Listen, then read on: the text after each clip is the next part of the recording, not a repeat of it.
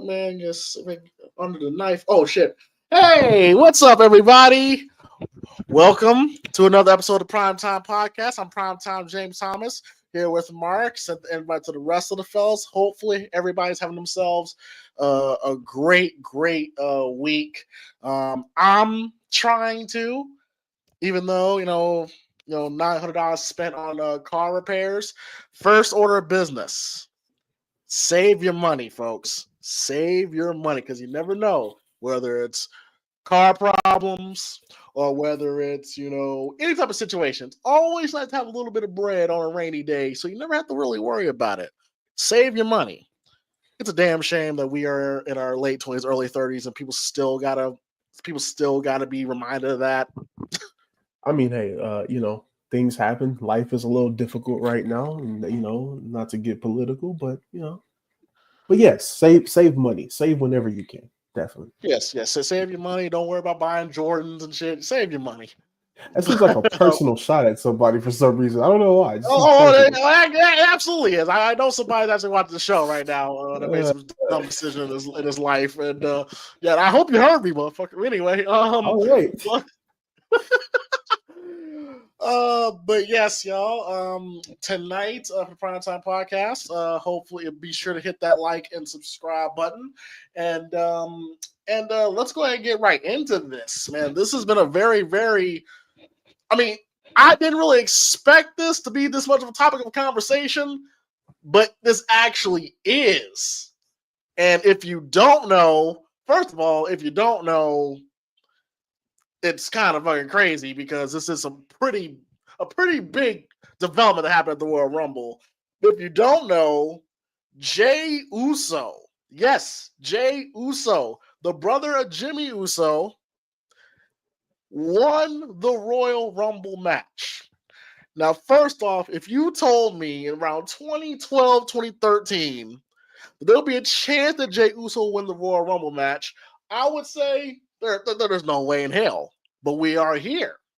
And it has been a very, very controversial subject to talk about that happened at the Royal Rumble. And first off, before we get to that, let's talk about, briefly the Royal Rumble.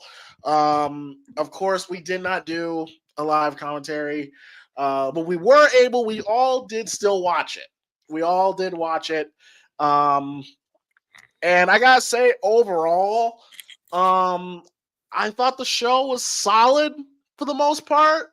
I thought the women's Royal Rumble was actually pretty decent this year, despite the winner. We'll get to that in a second. The DIY mostly machine gun match. Look, I told the fellas in our personal Discord, if this was NXT TakeOver back in 2016, 2017, in that sweet spot when NXT TakeOvers was literally took over the world, this match probably would have hit different. But 2025, an older Moisey Machine Gun and an older DIY, granted, they tried. They really, really tried. They tried. It just didn't hit for me, personally. I guess that's what happens when you kind of don't build your tag teams up well enough for us to care about him, like he did in NXT, which I think is weird. The ladder match with Cody Rhodes and Kevin Owens at first was slow, but once it picked up, especially, first of all, the bumps that both Cody and Kevin took. Look, man, especially when you're a little older, because Kevin Owens got to be in his late 30s. Definitely in his early 40s. We all know Cody's in his late 30s, early 40s. To take those bumps that they took at that age, as you age in wrestling, bumps, you're not as willing to take those bumps as you used to be when you was like in your early 20s. Well, that Alabama slam through the ladder, that suplex Owens did on Cody, that half suplex onto the ladder was crazy. That back suplex, that backdrop onto the edge of the ladder Kevin Owens took was nasty. I actually rewatched the match again And I really enjoyed the match. I really did enjoy that match. I thought Kevin Owens and Cody did their thing. Predictable that Cody won, but we all knew it. And honestly, I enjoyed the men's Royal Rumble. Now, did they choose the right winner? We're gonna discuss that. But I thought it was a solid show. I wouldn't necessarily go back to watch it again. I thought it was solid for the most part. Mark, do you have any thoughts on the Royal Rumble as a whole? Did you like it? Did you not like it? Honestly, I feel like I'm just gonna sit here and like regurgitate exactly everything you just said. But yeah, like I think the Rumble was good. Obviously the Motor City Machine Guns and DIY match wasn't really worth like noting at all, to be honest. But I think that's just like really, bro, without getting too into it, it just seems like tag team wrestling right now, just across the board, is just kind of meh. Like, who really cares? But outside of that, yeah, I think the Women's Rumble was probably, if I'm being honest, probably my most like favorite Women's Rumble we've ever had. And then obviously the Men's Rumble was stacked, and then ladder match was great. Kevin and Cody went out there, tore it up, especially towards that end. I really wasn't feeling the beginning that much, but when we got towards the end, yeah, I was thinking that match. So, yeah, all in all, good pay-per-view. Can't really complain. Yeah, that's also nice. And it's also fun, watching the show, with the fellows. Well, it always kind of makes it, takes it up a notch just a little bit. Hopefully everybody had fun watching the Rumble as well. Anybody in the chat want to give their thoughts on the Rumble or their thoughts on the Royal Rumble match itself? Go ahead and say it in the chat. Thanos Defoe says, at this point, tag team should just be when celebs want to do wrestling. You see, here's the thing, though. I don't think it has to be. Like, I don't know what's been going on. Like there's, if you look at the roster, there are some good tag teams in that roster, but that's always been a WWE thing where they never really seem to put their stock in the tag team wrestling as they should. And it's weird because when Triple H, well, I guess it wasn't just Triple H, but when Triple H and Dusty and William Regal was booking for the tag team division in NXT, they were killing it. I mean, come on, we all love those DIY. They weren't called FTR at the time. The Revival. The Revival. The DIY Revival, the American Alpha and Revival matches. The DIY versus Authors of Pain. They were killing it. But it just seems like it's not transitioning over to the main roster. It's really, really weird. But it is what it is with that. But also when it comes to when it comes to the Women's Royal Rumble, Charlotte Flair won the Women's Royal Rumble. Now, here's my thing when it comes to the Charlotte Flair thing. I had a feeling. I didn't want to, but I had a feeling Charlotte was going to win. You see, when we watch Royal Rumbles, even if we know who's going to win, and Mark, you can interject anytime. Even if we know who's going to win, there needs to be a sense of drama. There needs to be a sense of, this person's going to win, but this person may also win, right? And it just seemed like the moment Charlotte got in, you didn't feel any drama. You didn't feel any suspense. You didn't feel any worriness. You just knew, especially in that spot, which, by the way, I thought it was, I ain't gonna lie, Mark, I thought it was disrespectful to Bianca Belair personally, when she was a part of that pile that Nia Jax pushed over the top rope. Yeah, I was not a big fan of that because it's like Bianca Belair, who was my pick to win the Rumble, she was a part of that pile. And that kind of represents to me that, oh, damn, she's just another one of the girls, pretty much. And I'm like, Bianca I Belair's mean, the I hate to interject right there, but I don't think they just threw out just a bunch of like the quote unquote girls. If you look at that pile, bro, there was like some notable names in there. It wasn't just Bianca. I think Julia was a part of that. I want to say Liv Morgan was a part of that. There were a couple of names in there. It was like, well, once they were gone, well, you know who's gonna win now. Like that's kind of how I looked at it, you know. Exactly, and because I think the final three was Charlotte, Roxanne Perez, and Nia Jax, and you just kind of Yeah. knew. And I wasn't the biggest fan of how Charlotte won the match because she like tossed. No, I think Roxanne. No, Charlotte got Nia off, eliminated Nia, and then Roxanne was on the apron. Now I'm thinking, okay, we're gonna get a little bit of back and forth because shout out to Roxanne Perez. First of all, the fact that they put her in the final two and she broke the record kind of shows you how they view Roxanne. I was thinking we was gonna get like a little back and forth between the two. No, Charlotte just booted her off, and that was the finish. I'm like, they didn't give Roxanne nothing. So I was not a fan of how it was booked, especially on Charlotte's end, because you gotta at least, even if, like I said, even if people know Charlotte's gonna win, you gotta put it in the people's mind. Oh, she may not win. Like I think it would have been a great callback. This would have been a great callback if people say the greatest Royal Rumble of all time is Royal Rumble 1992. And what happened in Royal Rumble 1992? Ric Flair came in at number 3. And then he went the distance. I think that would have been a perfectly good callback for Charlotte. She came in right in the very beginning. And she actually had to go through the fire to win. That didn't happen. Charlotte came out at number 27. She really didn't have to go through the fire like that. So I get people's frustration when it comes to the Charlotte thing, and it was very much known on Monday Night Raw. I don't know if you know this, Mark, but Charlotte was pretty much trying to cut a babyface promo, and the fans were booing her out the building. I mean, was she expecting anything different? I mean, I'm not here to like, you know, trash on Charlotte. I think Charlotte's a great wrestler.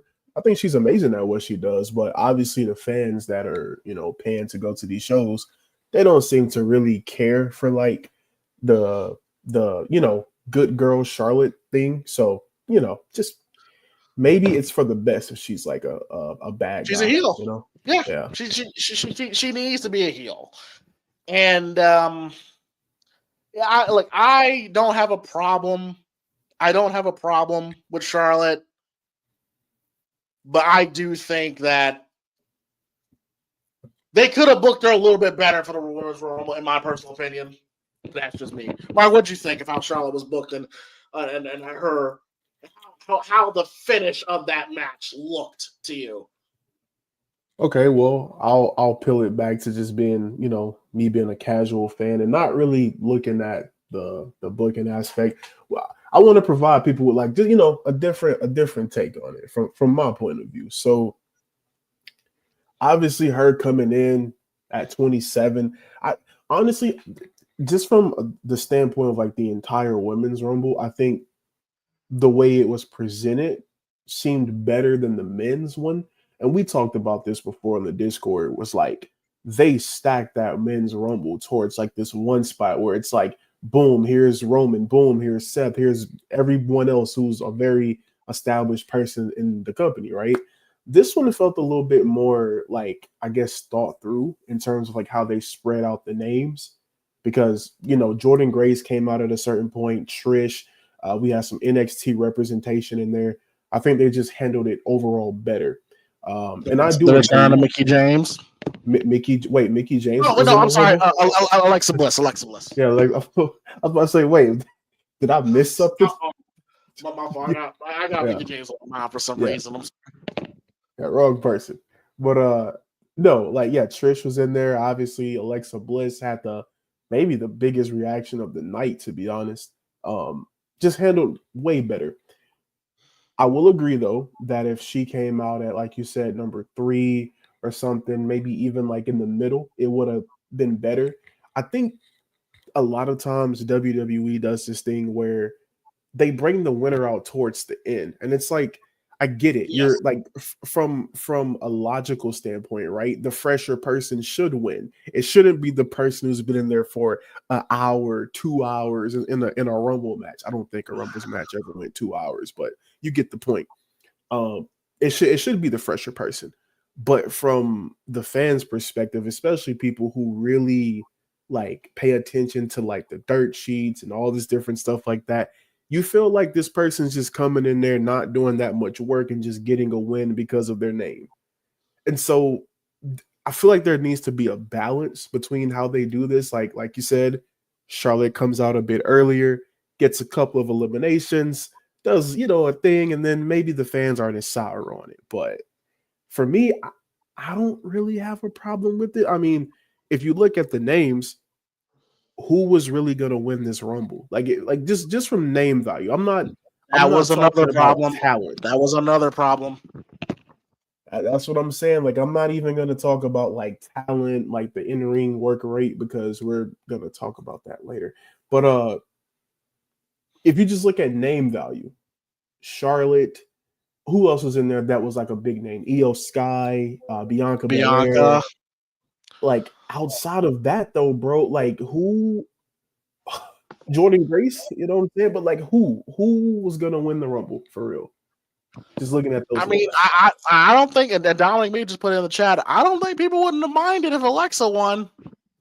No, I think if they really, I've said it from day one when the Rumble season was kicking off. If you wanted to make a name for someone, like immediately off the bat, get them in that upper echelon of women talent, you give it to Jordan Grace. Or like Dominic said in the chat, like you said too, James, give it to Alexa. Give it to anyone else than Charlotte, because it just feels like we're running back to the status quo. Especially given that what happened with Jey winning, like you could have had 2 Rumbles to that night that had like a unpredictable outcome for most people. Agreed.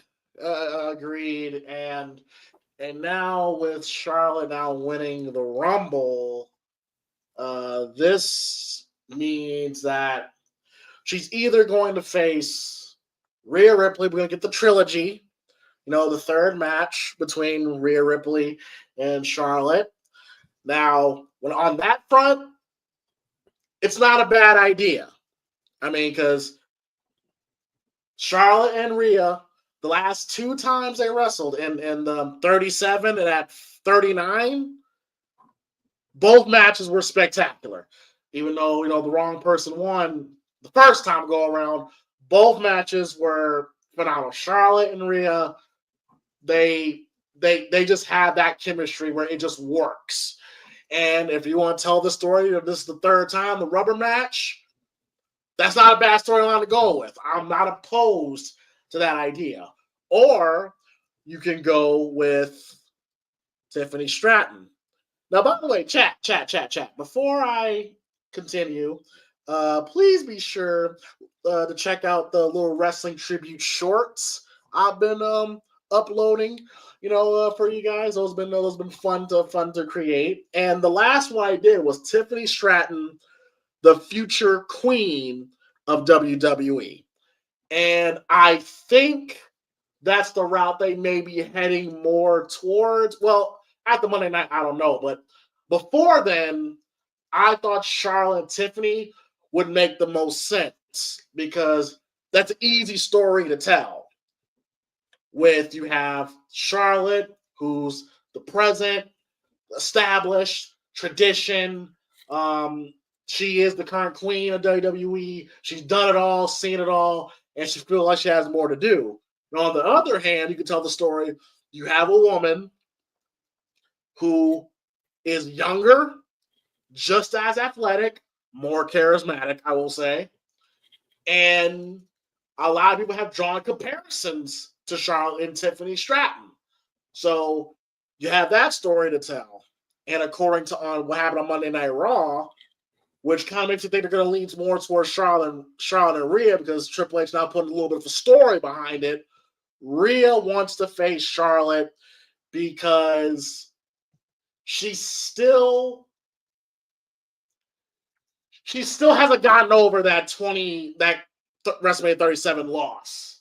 She said, "I was a kid then. I want you at WrestleMania." Pretty much rehashing the same storyline that they did when Charlotte won the Rumble, and it was Rhea that stepped up to Charlotte. So you have two storylines that could work.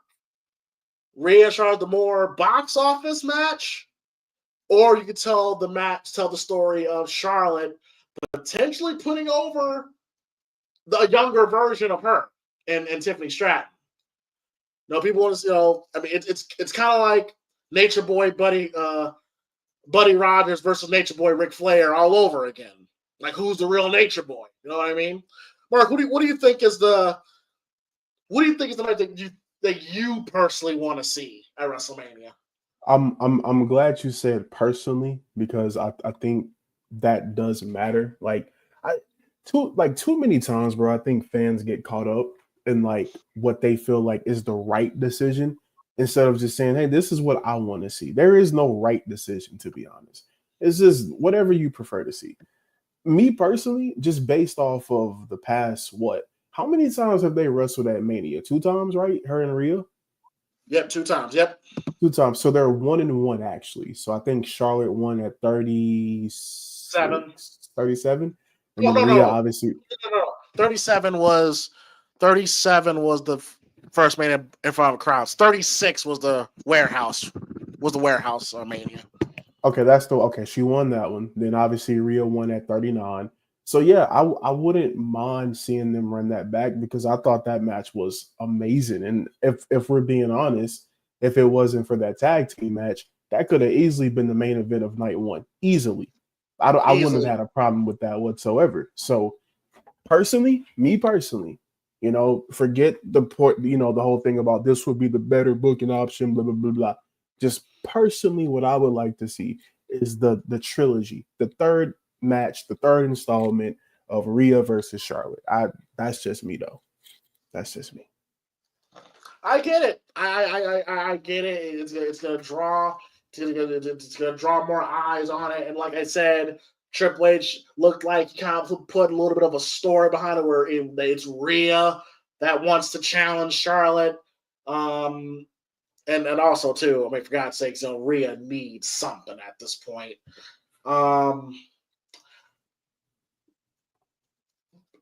I personally I'm fine with either one, but I'm kind of leaning more towards Charlotte and Tiffany personally, because everybody knows I'm a Tiffany Stratton supporter. I think that I've always said Tiffany Stratton is the truth. All right, don't let the good look fool you. Like, the girl can work her ass off. So I just think the question is, would Charlotte be able to do the right thing? Well, that's a whole other different story. But it's gonna be really interesting to see what they do with Charlotte. Yeah, she was on NXT last night. Come on, get the fuck out of here, Shane Russell, NXT again. But hey, don't count that out, bro. Don't count it out. I'm glad you said that, Mark. That's a great segue. So I'm about to get to this main topic here. So you're welcome, by the way. What's that? No, I just said you're welcome. Oh, for sure. But James, Hardy says, what are 2 big reasons you like about Tiffany Stratton? Oh, I got 2 very big reasons why, but it's not the reason you're thinking of. Her moonsault is really nice. So. Her moonsault is great, and I just think and she's a damn good worker. Like, I remember when I first saw her in her feud against Becky Lynch and that street fight that she had. I was like, yo, this girl can fucking go. And on top of the fact that she's an attractive woman always helps too. Well, I mean, Not so much to, I'm pretty sure not so much to you now, Mark, after, the photos that we saw. Um, but I'm not speaking on that. Okay. But speaking of, Hardy and Mark, I'm gonna shout y'all out here. Because and Brian J, shout out to Brian J. When we was discussing the Royal Rumble, who we think was gonna win, Mark Hardy and Brian J we was all saying different names. We were saying CM Punk, we were saying Drew McIntyre, John Cena makes sense, and Mark and Hardy and Brian J were the only guys that were saying like, "Hey y'all, don't sleep on Jey Uso," and we all just brushed it off like there's no way, there's no way, right? like I said it would be a waste of time, and MG was like, if that man wins the Royal Rumble, boy, like that's we all brushed off because we all felt like Jey. Look, and we all love Jey. We all love Jey, and we all want to see Jey succeed, right? But every time we get to talk about Jey Uso being in that top tier, that main event level, we never go that far. I think last year Mark was the only one that was pushing for Jey Uso to be the one to defeat Roman Reigns. And, I've always had Jey Uso's back, man. You've always did have Jey Uso's back. Yes, you did. Yes, you did. And in a Royal Rumble where you had, again, CM Punk, John Cena, Roman Reigns, Seth Rollins, Jey Uso won the Royal Rumble. Now, I will give Triple H this. I appreciate Triple H willing to take a risk and do something different, unexpected. That's kind of been the criticism when it comes to Triple H, especially during the TV shows and on the pay-per-views, is that, yeah, wrestling-wise, the show is fine, but nothing happens. Like, nothing really happens. It's just match, backstage segment, and good match, and that's it. That's the one that people do kind of miss about Vince and his booking. Every now and then, he'll throw some random shit that is either really entertaining or really cringe. I mean, come on. We saw The Miz get eaten by zombies and came back like the next night later. Like, come on. Yeah, like, that was awful. We had Vince being obsessed over an Easter egg. Those last 2 years of Vince's booking was crazy.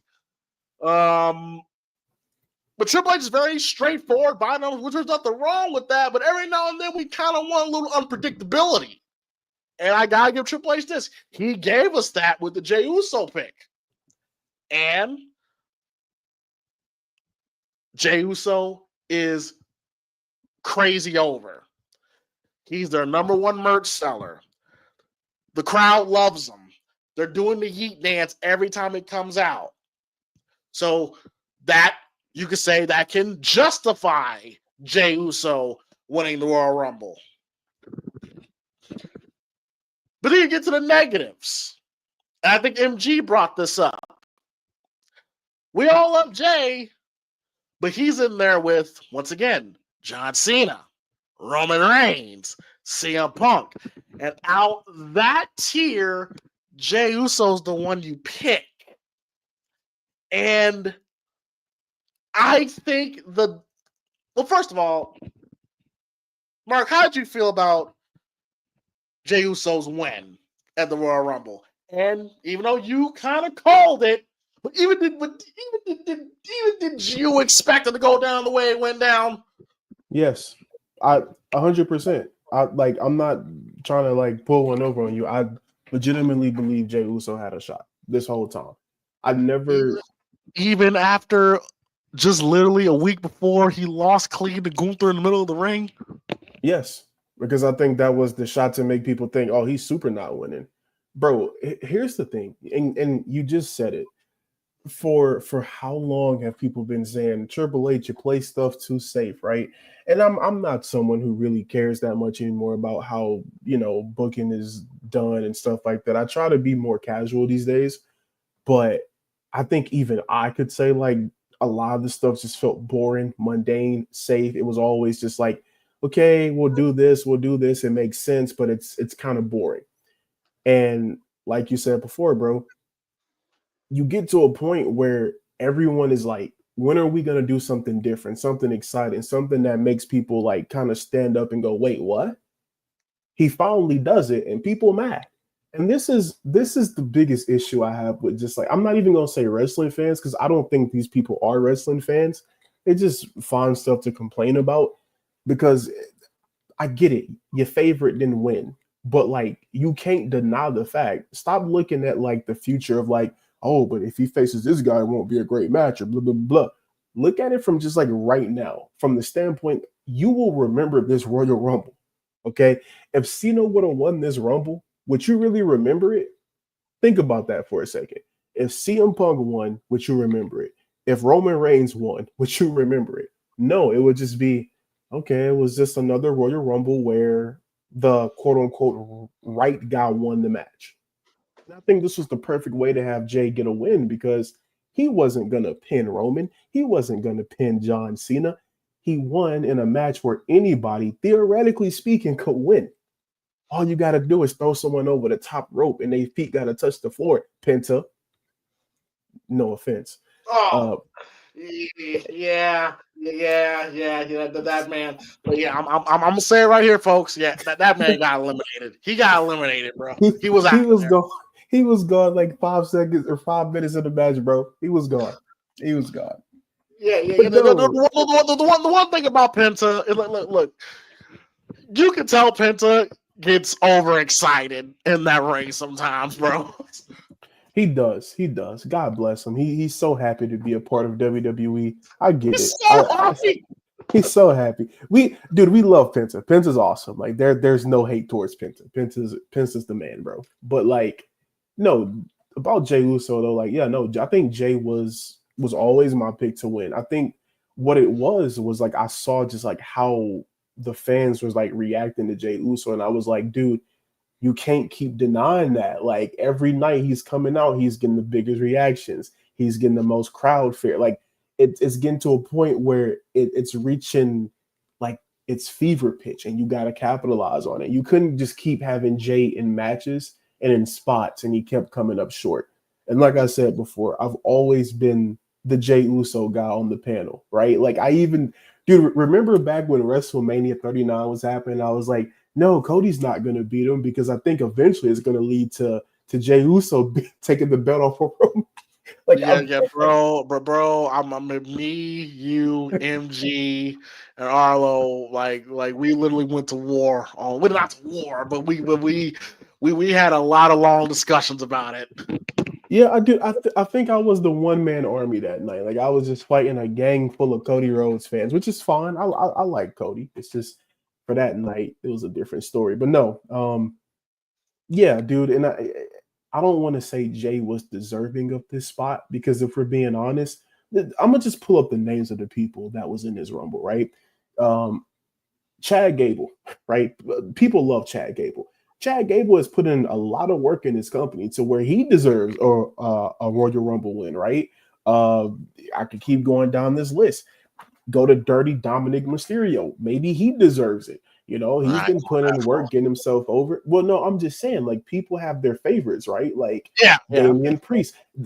The biggest one is LA Knight, right? Like, dude, you know how many people probably legitimately were pissed off that Jey won and probably said it should have been LA Knight? Oh yeah, I met a couple. Yeah. Some LA Knight fans saw the hypocrisy. Yep. Yeah. So that's what I mean. Like, I don't want to go into like this guy was more deserving, or he deserves this, but like I said, this is the hand they chose, and people are gonna remember this for a long time, bro. And honestly, you can't just say, if we're being real, you can't just say he's gonna face Gunther. Everyone thinks he's gonna go face Gunther. I don't even think it's that clear cut and dry that he's gonna face Gunther. For all I know, about time we get to WrestleMania, like in a month, and we start building it up, he might be facing Cody Rhodes. I don't know. And I think that's the beauty of it, bro. Like the fact that you don't know which direction they're going to go, and they have so many different directions to go. And we talked about this before, James. I told you that, like, the one thing I can say about Triple H and how he writes the shows or whatever the case may be is that he sets up so many different like story arcs. And even if the plan is not to go this way, the fact that he even did it, if something happens where you have to change plans and go a different route, you can do that and it'll still make sense. And so, yeah, I think Jey, there's definitely a story here to tell, whether they go Gunther, whether they go Cody. And who's to say Gunther is even champion by the time we get to WrestleMania? Like, I'm just telling y'all, don't think because you read a dirt sheet telling you this is the plan, that that's the actual plan. You know, just sit back as a fan, watch it, and see what they got to do. And I promise you, you will enjoy the story and the ride they take you on a whole lot more. That's just my 2 cents about it, to be honest. Now, okay, I hear what you're saying, and it makes perfect sense. But here's the thing. For one, when it comes to Jey Uso, and some people have been saying this. Now, I'm not gonna be the one of those guys gonna, condemn Jey Uso for what happened last year at WrestleMania. Look, Jey Uso and Jimmy Uso had a bad match. They did. They had a bad match. I'm not going to hold that against Jey because everybody has bad matches. Look, Jeff Hardy and Matt Hardy didn't have the greatest matches together. So, I don't know. Unless you're Bret Hart, Owen Hart, brother versus brother match doesn't really work, okay? Don't discount that Cody and go. I don't know if you've seen it, the Dustin and Cody match in AEW. Yes, Cody and Dustin. At the first Double or Nothing show, which, by the way, I still think is probably the greatest AEW match of all time. That match was sick, bro. That was awesome. Absolutely. So it happens, but I just feel that, well, first of all, if you're gonna have Jey Uso win, you got no choice but to have him go over at Mania now. Like you kind of have to go through with this now, because to have him lose, come back, win the Rumble, and tell this story, that you're telling me, the fans, that you're gonna have to be convinced. I think I know what the problem is. People love Jey Uso because they love his energy. Some say he kind of has that fun drunk uncle energy. Yes, I call him uncle because people kind of misinterpret how like Jey Uso's 40 years old. Okay, people think he's in his late 20s, so I think he's 40. Okay, he has that drunk uncle energy. He has that drunk uncle energy, which is great. He's the one uncle that you just want to hang out because he seems cool, right?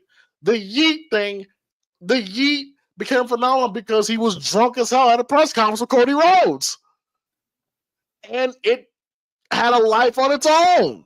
People love Jey, but I just don't think people see main eventer in Jey. If that makes sense. It's like,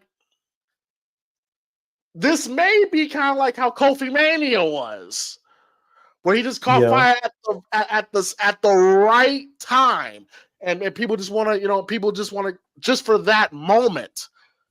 But yeah, think about this, Mark. Some people say this happened with Cody.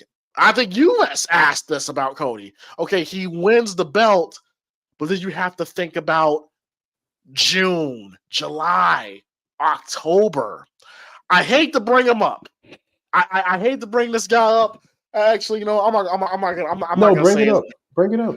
I don't want to say his name, but okay, fuck it. Okay, you know what? Screw it. We're in Trump's America. Wait, hold on. No, hold on, bro, because I don't know what you're finna say. Never mind. Don't say it, because it's starting to scare me. Oh, okay. All right. Screw it. Okay. I'm just gonna say it. Chat, I'm scared. With Chris Benoit. All right, yeah, never mind. Yeah, never mind. When he won the Rumble. No, I'm good. No. When he won the Rumble, right? when he won the Rumble, he was kind of in the same position that Jey Uso was in. Okay, where the respectable guy, people loved him for his work whatsoever. And then he had that magical road to WrestleMania, and then he won the belt, and then people stopped caring after he won that belt, after he hugged Eddie at WrestleMania 20. I kind of fear that's going to happen with Jey, that they're gonna ride his coattails to Mania, and then people are not gonna care. That's what I'm worried about when it comes to Jey.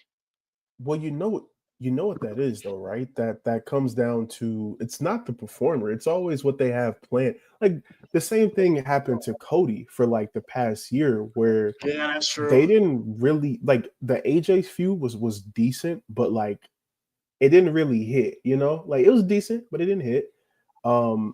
The Kevin stuff and the Orton stuff was getting somewhere to where it's like, okay, we got something. And now to me, yeah, they had a good match, but I'm like, can we hurry this up a little bit? Like let's get to where we need to get to, because I'm not sure.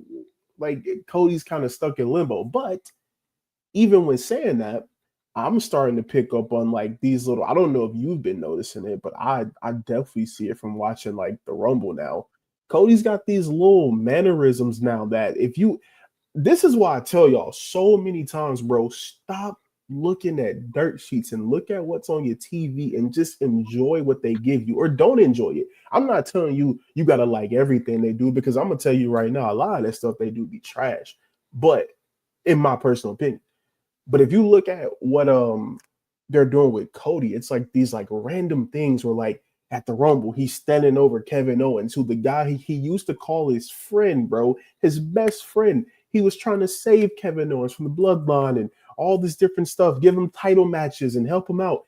Now he's standing over the man that he possibly killed in a ladder match, holding up the belts. Like he whooped Kevin's ass that last 5 minutes. He whooped his ass. He dog walked that man. So I'm saying, like, there's certain things with Cody that I'm looking at now where he's not the same character that he was a few months ago, and that's interesting to me. So it's like, what are you gonna do with Jey Uso? I think that's what makes it like you can't just have the feel good moment and then nothing. Remember, wrestling never stops. It's an ongoing story. There always has to be the next story after that story, and so forth and so forth. So you got to give Jey something immediately. You got to give him something. You got to, whether it's like a slight character change, whether it's like a very gripping storyline, you got to give him something, though. He can't just go out and have random matches every month and then expect people to care. He didn't get here just by having random matches. No one gets popular by having random matches, y'all. It's all based on the character and the stories that you're giving them. And I think also, James, if I want to play the devil's advocate here on just the Jey Uso win, the fact that people are mad that Jey Uso won the Rumble should also speak testament to where Gunther's at right now, that people don't even want to see Gunther in that spot. And why do you think that is? Because the people aren't really emotionally invested in Gunther's title run. There you go. Bingo. No one really cares. Like they're trying to tell a story with it, but it's not a story people care about. They're not as emotionally invested as they were when he was the Intercontinental champ, which is crazy to me. I just think that just goes to you, bro. It's like he at the mid card level, it's okay to tell those stories where it's like this guy is unstoppable. He's unbeatable. You can't beat this man. But it's like he's been beaten before. You can't really retell a story of someone's unbeatable once you beat them. Like you really can't recap that magic again. It's gone once they lose. The illusion is broken, right? Like that would be like if Taker, when he lost his streak to Brock, and they kept promoting like, oh, this guy's unbeatable at WrestleMania. No, he's not. He just lost to Brock. Like, come on. So you gotta really think about that. Like, is Gunther the right opponent for Jey Uso? Because I don't think he is. I really don't. You can't. I don't really know how to explain it. It's just Gunther feels like he's not WrestleMania worthy going into it as a world champion. And I like Gunther. I just don't think he's there, bro. Like as a character in terms of like this is a headlining guy. I just don't think that about him. Especially now that we may got like a heel Seth Rollins now, who I think is way more entertaining than Gunther. And it's no knock on Gunther. It's just you can tell who really knows how to get into that character and really tell a story with it. And Gunther just can't, to me at least. Well, one of my biggest criticisms about Gunther, and I felt this way during his Intercontinental Championship run, is that I'm not really I get it. That's his character. I'm not the biggest fan of heels winning clean in every match. That's just me. Gunther wins honorably, and I'm like, sooner or later it's gonna get you cheered, but okay. One day, yeah, one day. Well, yeah. MG, what are your thoughts on how'd you feel about Jey Uso winning the Royal Rumble? Did you feel it was the right decision? Honestly, he wouldn't have been one of my first like 5 or 6 choices to win it in terms of who I would want to see win it. But and then we talked about this before. As a fan of Daniel Bryan, I can't be mad that they put it on the dude who is the most over in the company right now. And it's not like he's not like it's not like he's all of a sudden elevating from the like low card or mid card to the spot he's been in the main event kind of scenario for almost 2-3 years now. So it's not like he's elevating just randomly from being, a random jobber or something like that. So, I mean, as somebody who was a fan of the Daniel Bryan movement, I can't really criticize it. He just wouldn't have been one of my preferred choices at all. Do I think him and Gunther in another match is enticing? Only for the moment if Jey wins. Like the moment, if he wins in that moment after he wins and the celebration and all of that, the feel good moment, sure. But grand scheme of things, it really don't move the needle for me. And that's why a part of me kind of feels like, well, shit, if you're gonna have Jey Uso win the Rumble, you might as well could have had him beat Gunther at Saturday night's main event. Me personally, you might as well could have had him beat Gunther. And because here's another thing too, I'm not a big fan of the Royal Rumble winner picking the secondary belt. I'm a firm believer if you win the Royal Rumble, you go after the guy who's the main champion. And I don't believe Gunther is a stronger champion than Cody. So here's the problem with that though. By doing that, you automatically devalue the other championship, which you can't say you want to elevate the other championship to be on the same par and then hold the Royal Rumble winner only to go after that specific belt. That's why you have ain't that why you have the Elimination Chamber? No, the Elimination Chamber is to determine who's going after the second belt. Whichever out of the two didn't get chose, but it doesn't mean that, because at that point, the Elimination Chamber at that point would always be for the secondary championship. Dude, this is why I've never understood why we have 2 world titles. I've always been a guy who believes in, like, if you're even during a brand split, why isn't there just one world champion that can go on both brands? Why is that not a thing? Yeah, but also too though, technically the Royal Rumble winner, they've kind of loosened up some of the terms of it where they can challenge for any title. It's not just those 2 titles. I swear to God, if Jey Uso go challenge for the U.S. title, bro, he would never. But remember, we got that year where Charlotte ended up going to get the NXT title. Dude, that's what I was telling James earlier. I said, don't count out the fact that she won't go back to NXT. I'm not saying she did it before. But she did it before when she went in. Who did she beat down at NXT for the NXT title? Rhea. It was Rhea. Mm-hmm. Okay. So, but that's one of those more like open-ended things that they don't necessarily say, but it's a thing. Same with Money in the Bank. You can go after any title. We just don't see people do it outside of Austin Theory. Yeah, that was awful. But here's my thing though. If you want to elevate the second, we all know it's the second belt, right? The one Cody holds is the belt. We all know that, right? But it's one of those things you don't say it because then you're just little manning the other title already. And I don't mind the idea that they can go for either title. I think the issue honestly comes in when you start to act, when the wrestlers start to act like one title is more important than the other. You'll never get the secondary belt over in that way. Oh yeah, like how Roman did with Seth last year. Yep. So I don't mind him, and again too, had it not been the situation where Gunther has beaten him for the IC in the world title like 50 times at this point, I think people would also be feeling different about this. Because, for example, if Roman was the world heavyweight, if Roman was the champion, nobody would be mad at Jey going after Roman for that belt and it being a family thing again, right? Like, nobody would be mad at that. No. And so the fact that it's Gunther and it's another rematch, like, for the 50th time, that plays a huge part into people not wanting to see it. See, I personally, because if it was Drew McIntyre who had that title, nobody's mad that Jay's going after that title. Dude, I'm like the only one who thinks he's going after Cody. There's a good chance he does go after Cody. I don't even think he's gonna beat Cody.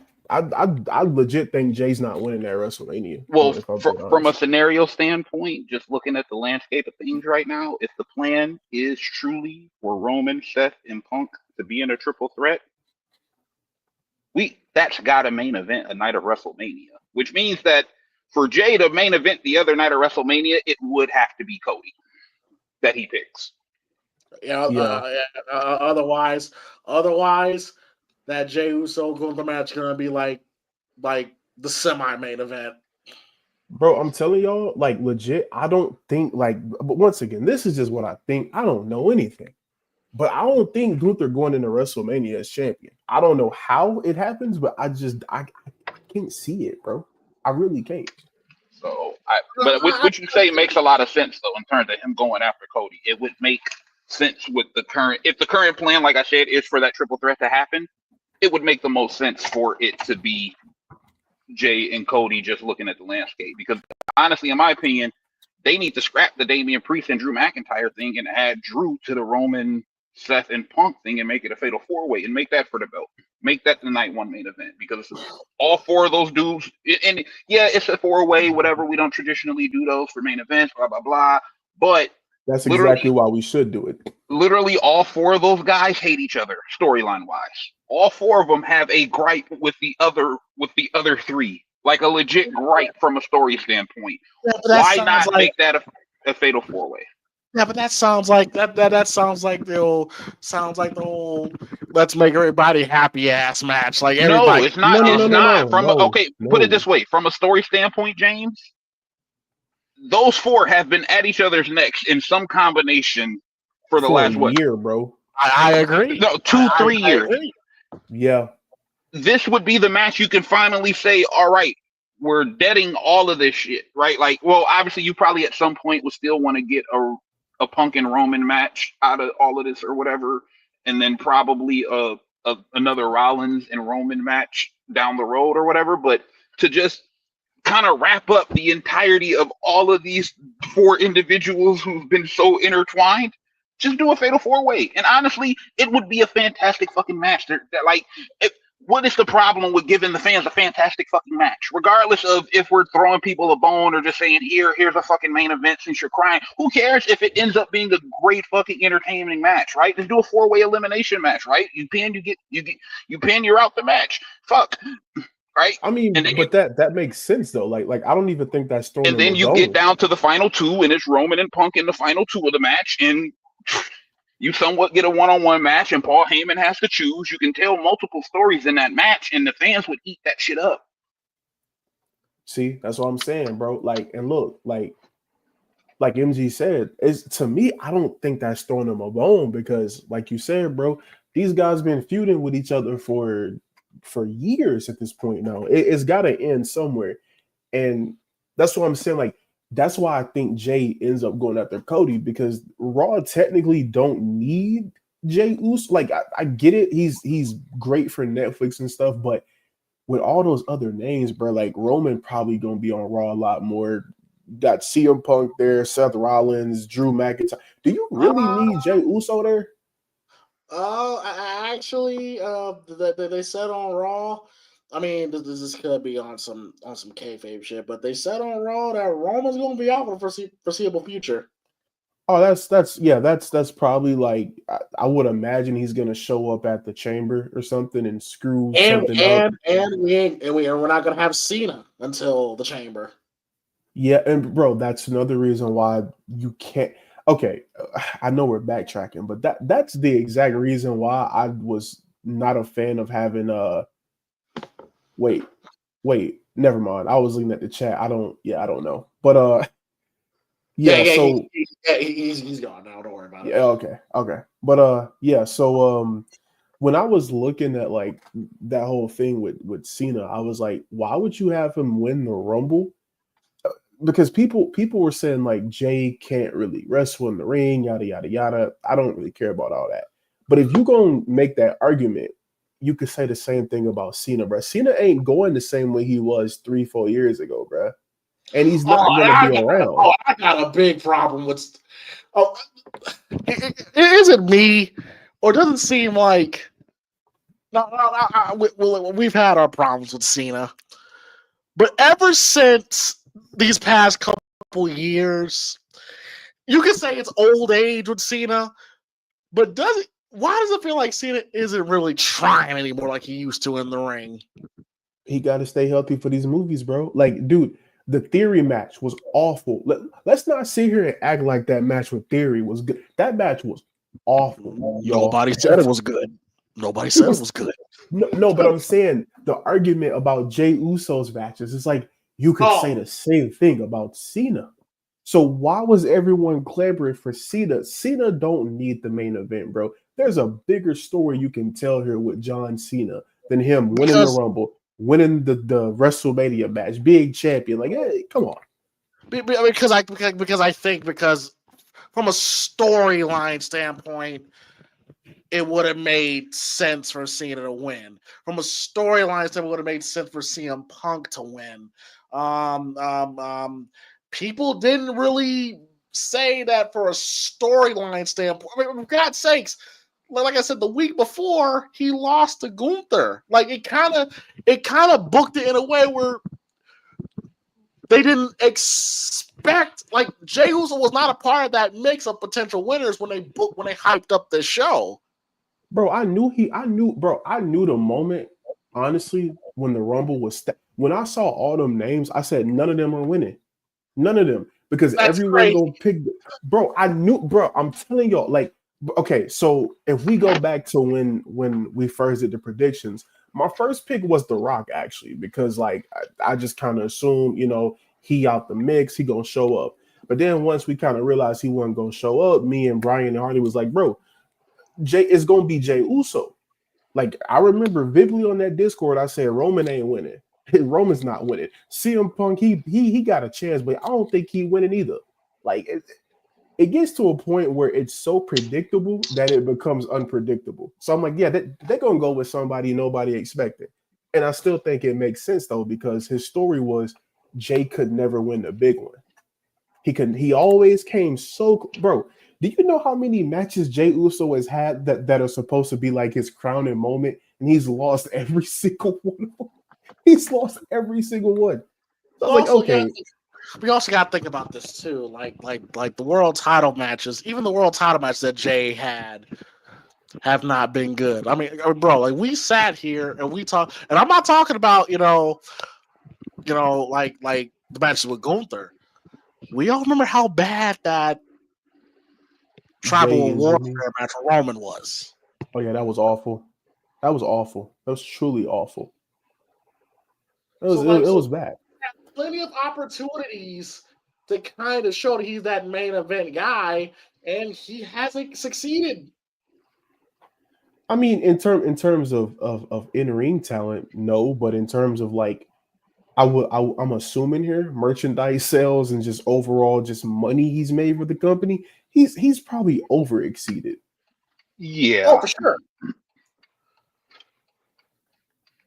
So that is just how I'm looking at it.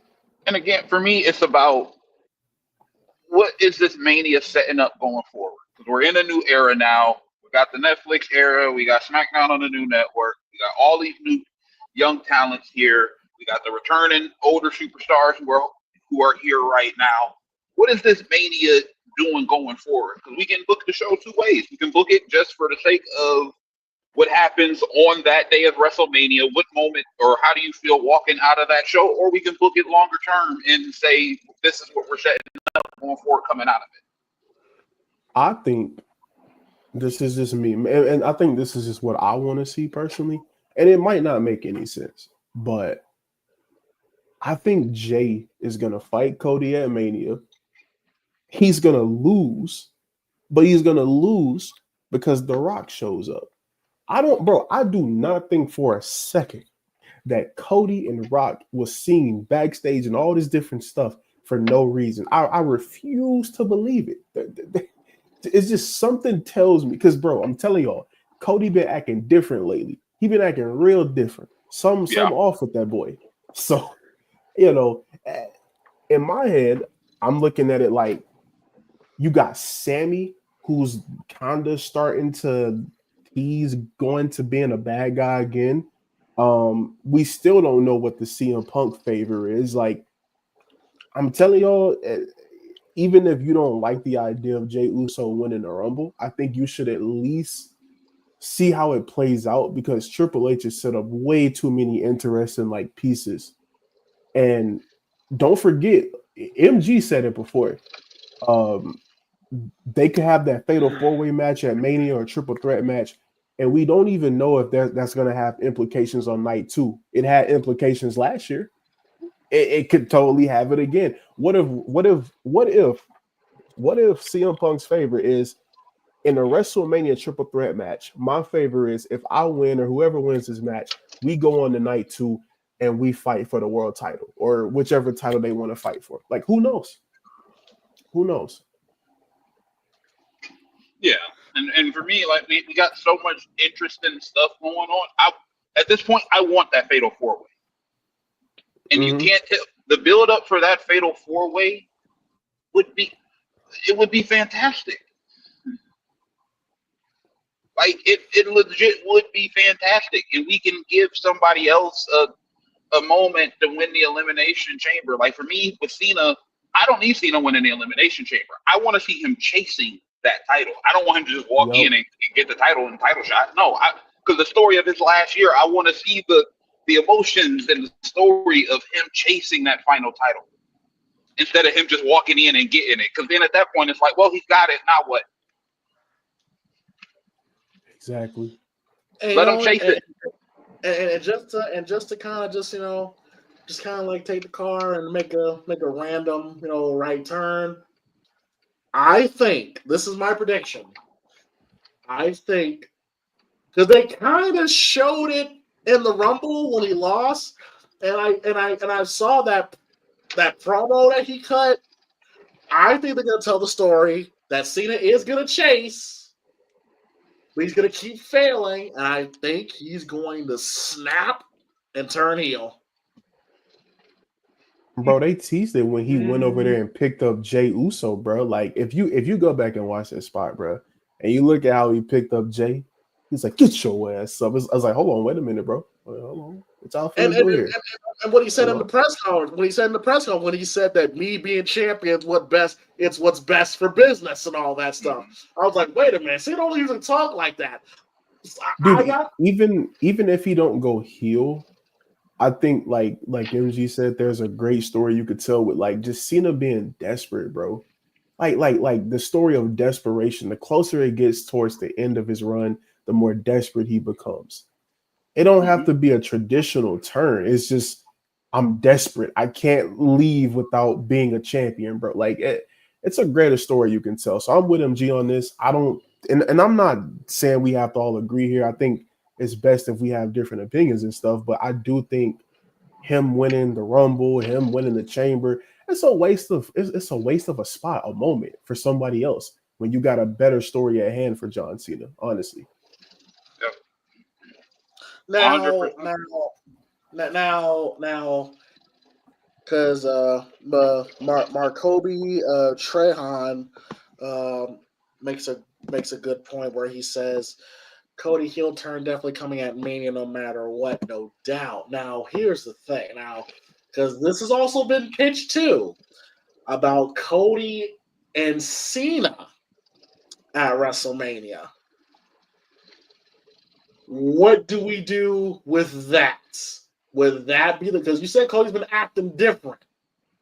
Does Cody either turn heel or do we start getting the ball rolling with that? If you're gonna do something like that, you have Cody turn heel to retain. You don't have him turn heel and lose. No, yeah, he's not gonna get over that way as a heel. It's and about then time. That adds to the story of John chasing, and then you can hold off until fucking SummerSlam. Mm-hmm. Cena's last title win doesn't have to be at Mania. Yeah. And Cody turning heel and to retain the belt, that gives you a story because now Cena has to chase. He didn't get to just walk in and get it, and now he got screwed over. So you have him chase. You have him chase to get to SummerSlam. Which I've always said, if you're gonna have Cody do that, that's the way to do it. You have him. Even though for me at this point, it still doesn't make sense for Cody to turn heel yet. I agree. It hasn't fizzled enough to turn him heel yet, just for the sake of Cena winning the title.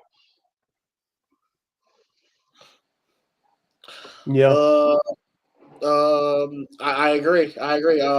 Arlo, how do you feel about Jey Uso winning the Royal Rumble? I mean, yeah, I think everybody didn't.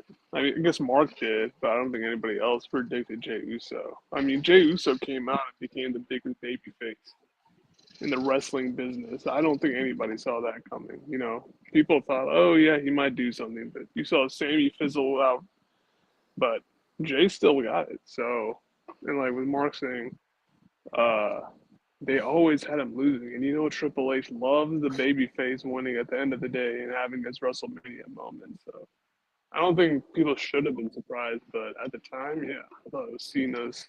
I thought they had that locked down for like half a year, but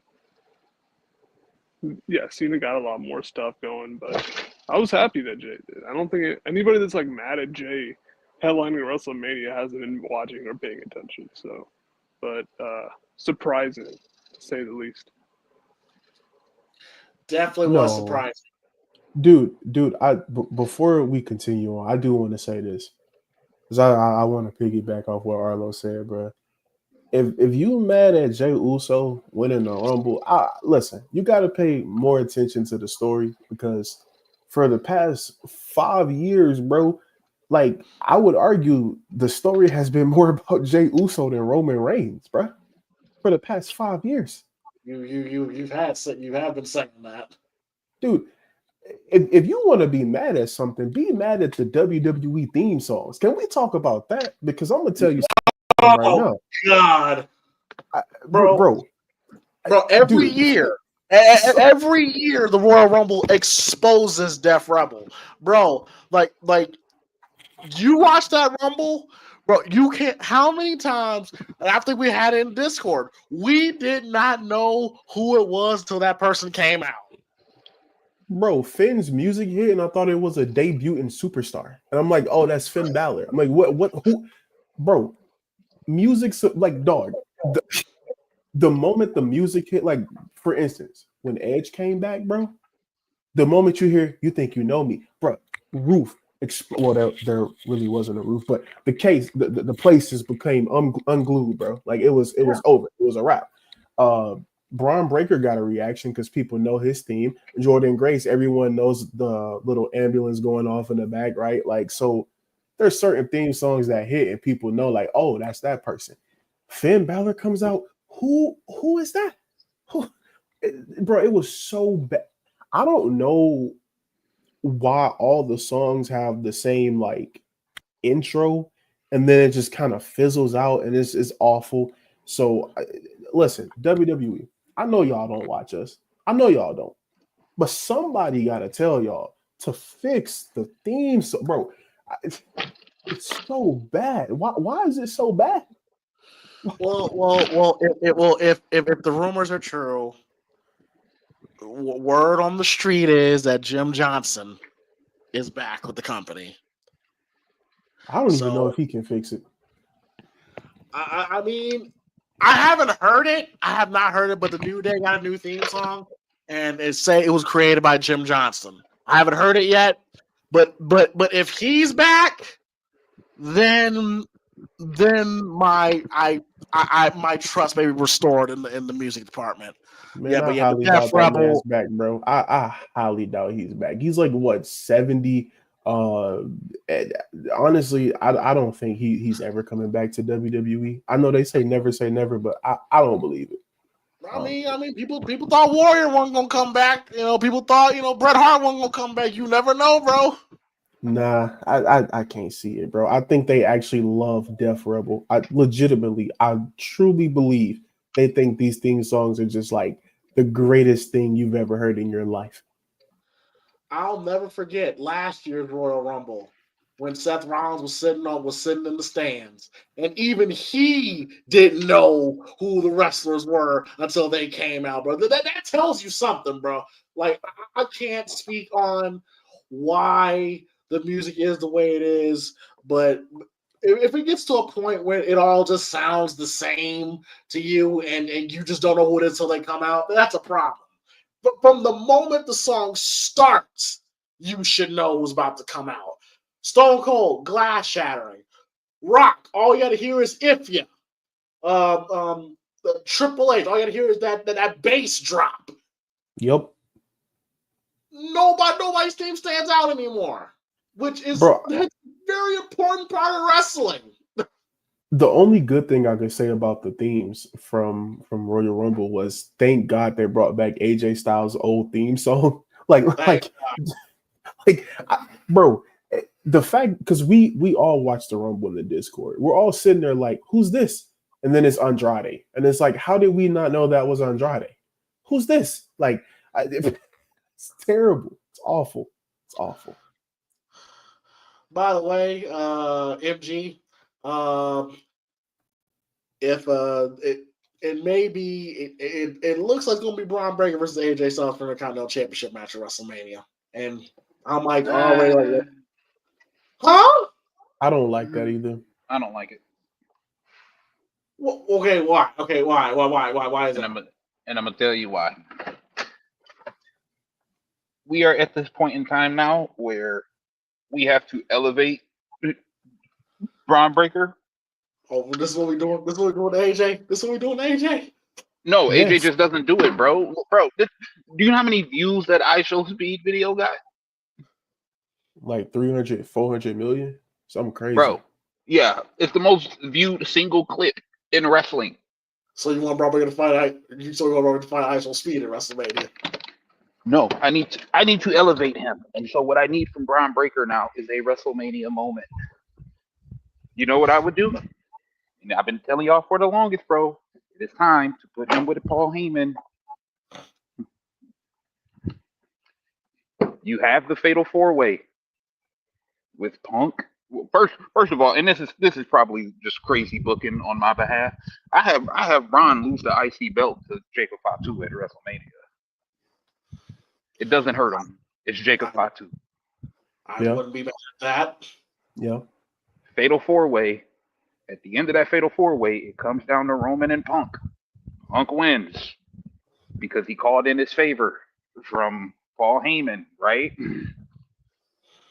But at the end of that favor, you close it out with Braun Breaker attacking Punk, and Punk is out, and Roman is out, and now Heyman's aligned with Braun Breaker. There's your story. There's your elevation. And then you can have Roman and Jacob Fatu fighting over the IC belt, because why can't we elevate the secondary titles too? Well, that sounds that sounds. It sounds good on paper. I know. It's a pipe dream. Yeah, it sounds good, but the way how Braun Breaker has been booked on these shows, I highly doubt that Triple H is going to elevate that man any higher than he already is. He's non-existent. The fact that he got thrown, or was it Jacob Fatu? Whoever got thrown out by Braun Strowman, bro. I listen. Oh, that was Jacob Fatu. Yeah, I didn't agree with that at all. I'll never forgive Triple H for that. Yeah, I never. I mean, it made sense, I guess, storyline wise for their story. But I'm just like, this is Jacob Fatu's first time in the Rumble, and Braun Strowman's the one to take him out. Like, we not doing nothing with Braun Strowman. And I think MG makes a good point though, bro. Because at the Rumble, you saw the spot, bro. I mean, even though he completely just act like he didn't get speared into oblivion. Braun Breaker, bro, my man's cooked Roman with that spear, bro. And it's like, you can't keep Paul Heyman as a baby face for long. Paul's not meant to be a good guy. It's just not. It's not. So eventually we gotta move him away from Roman. So where does he go next? I do like the idea of Braun Breaker being his next like big star that he wants to mold into his image or whatever the case may be. So yeah, I don't hate that idea at all, to be honest. I think it's a pretty good idea. Well, yeah, and who has Paul Heyman been very vocal about who he works with backstage besides the Bloodline? Rhea Ripley and Braun Breaker. Yeah. Who has Punk been multiple times talked about who he's been helping out backstage? Braun Breaker. Braun Breaker. And Punk, I've seen an interview with Punk where they asked him, because he was supposed to be the original leader of the Shield and it didn't come to fruition, if he was to create his own faction now, who would it be? Because he said he would like to have a faction eventually. Who was the first name he mentioned? Braun Breaker. You know what's so funny to me? I just find it hilarious how everybody seems to believe in Braun Breaker, except for the guy in charge. I don't think that he doesn't believe in Braun Breaker. I think he's playing it too slow. Yeah. I think because from the minute, I mean, he still protects Braun Breaker pretty much outside of the Sami Zayn shit. Yeah. Like Braun is fairly protected still. But the problem with Braun is it's been really slow. Even when Triple H first started booking him and he was coming out squashing people, you might only see him once every couple of weeks. It wasn't like he was coming out there every week. That's the problem. Bro, on the opening night of Netflix, he was sitting with the crowd. Yeah. Like, that's a problem, bro. Kind of stupid. Mm-hmm. So, but again, it's time. At a certain point, we gotta elevate new talent. And the two people that I think would be a consensus for everybody who should get elevated are Braun and Jacob. Yep. Yes. I don't think anybody would be mad about them being in the main event scene at this point. No, absolutely not. Like I've said plenty of times on this channel, I've said plenty of times, in the community posts, like I fully expect within the next, especially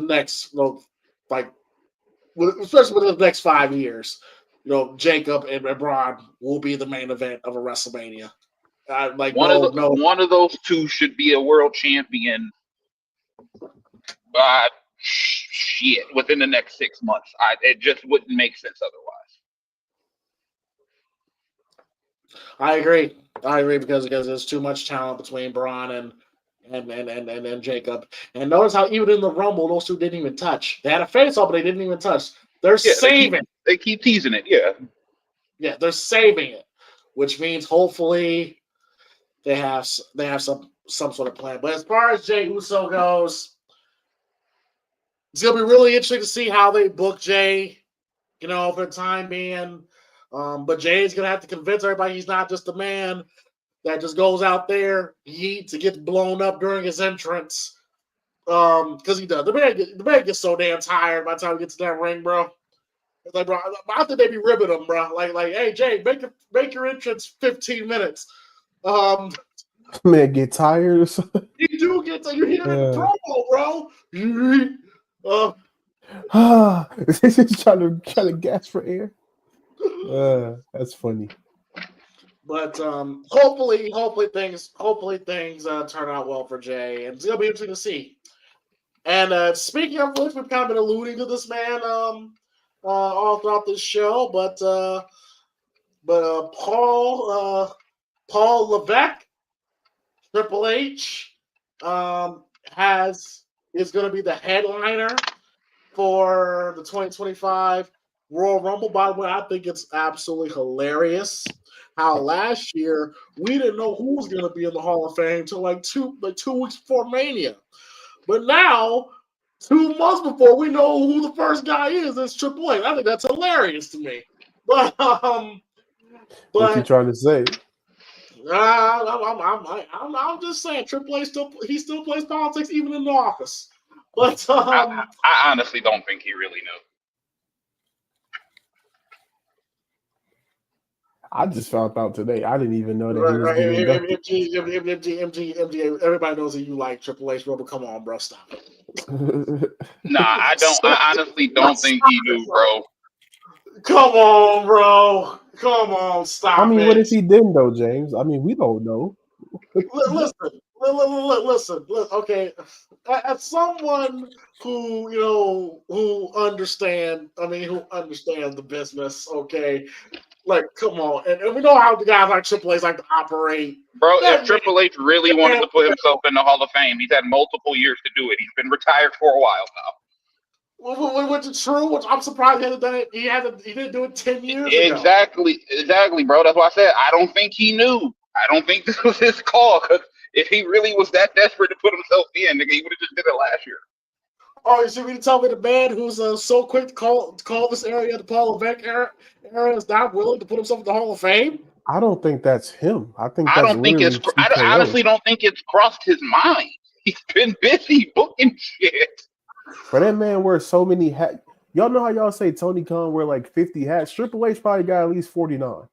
You know?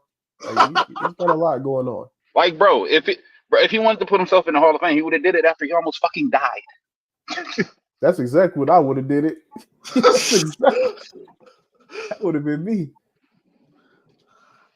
Well, if for those who don't know what we're talking about, last week, WWE uploaded a video when I think it was Triple H and Nick Khan and the big wigs and TK was at some sort of having a meeting, and then Shawn Michaels and The Undertaker both came out and they pretty much announced that Triple H is the first inductee in the 2025 Hall of Fame.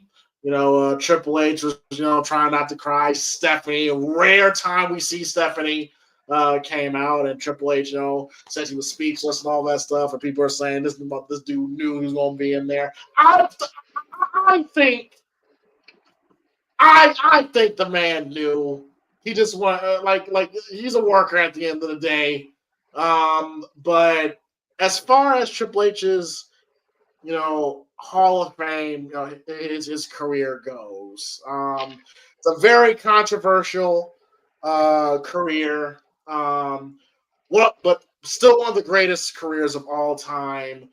From his days as the British Blue Blood in WCW, Hunter Hearst Helmsley, and seeing his transformation to Triple H, DX Triple H, and his transformation into the heel Triple H. I remember the very first time I actually sat down and actually watched wrestling. It was a random Friday night on SmackDown. I was flipping through the channels, and I didn't really watch wrestling like that. I was just flipping through the channels on a Friday night. Keep in mind, they aired SmackDown here in Davenport at 10:30 at night on Fox every Friday night. So I was flipping through. It was like 11 o'clock. It was Triple H squashing Al Snow, and I thought Triple H looked cool. Now, before I knew about bad guys, good guys, I just saw this guy looked cool. And I watched SmackDown, and I've been watching wrestling ever since that night, 1999. And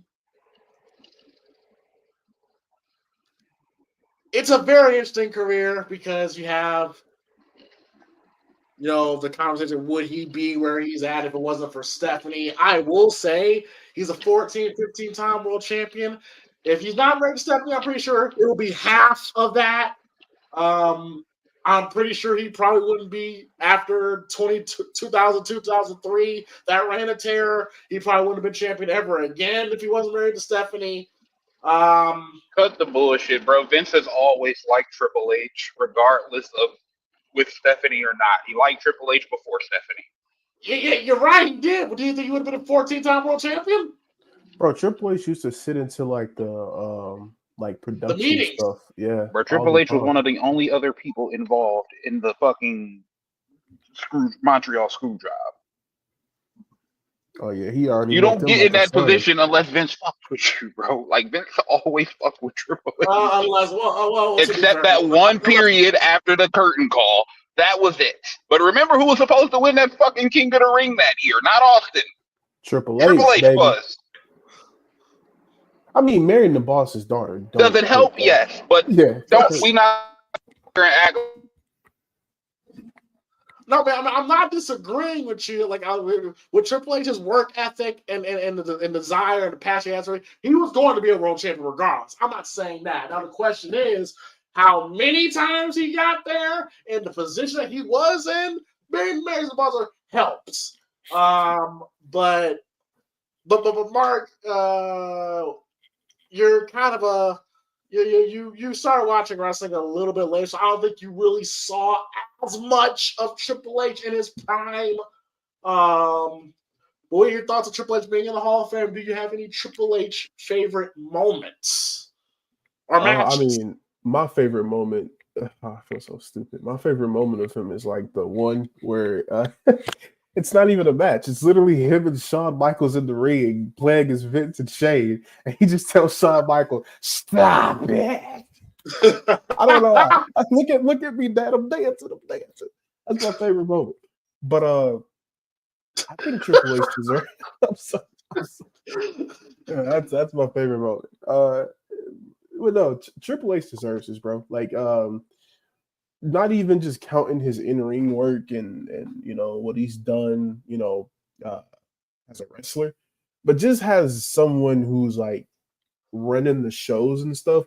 This man, bro, we not going to sit here and act like Triple H ain't give y'all peak wrestling with Black and Gold NXT for like years.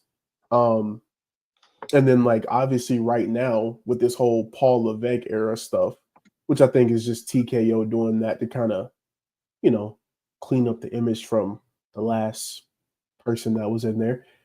So just all in all, bro, just like everything Triple H has done in the business, he might be like the second most influential man in wrestling, to be honest, just from what he's done and, contributed to the business. The man has done a lot, in the ring, outside the ring. He's just done way too much to not be in the Hall of Fame, which I thought he was already in the Hall of Fame. Maybe I'm tripping. As a member of DX, he is. Oh, okay. So this is like his first solo induction. Gotcha. Yes. Yeah. No, he deserves it, bro. Like long overdue, if you ask me. And it's funny you mentioned the stuff he did with the Black and Gold stuff, because that's what kind of made some wrestling fans forgive Triple H, from the shit that he was doing when he was an active wrestler. How he booked Black and Gold kind of made people, forgive him, and he pretty much turned into an indie fan for the most part. Quez, what are your thoughts on Triple H going in the Hall of Fame, and what's your favorite Triple H moments? Yeah.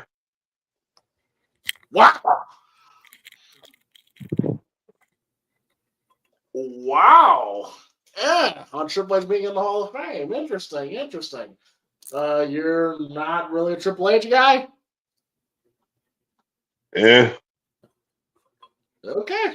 Hey, trust me. There's a lot of there's a lot of wrestling fans who feel the exact same way that Quez feels. Trust me on that. They feel the exact same way on him. Because You sure about that?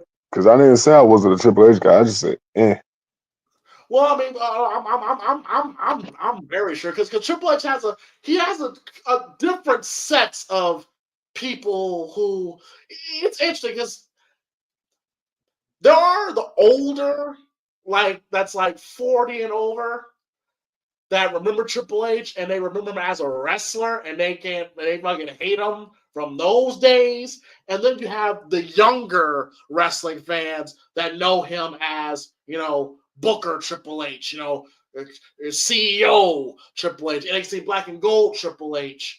So it's very, the Triple H dynamic, how fans view him is very interesting to me. I have.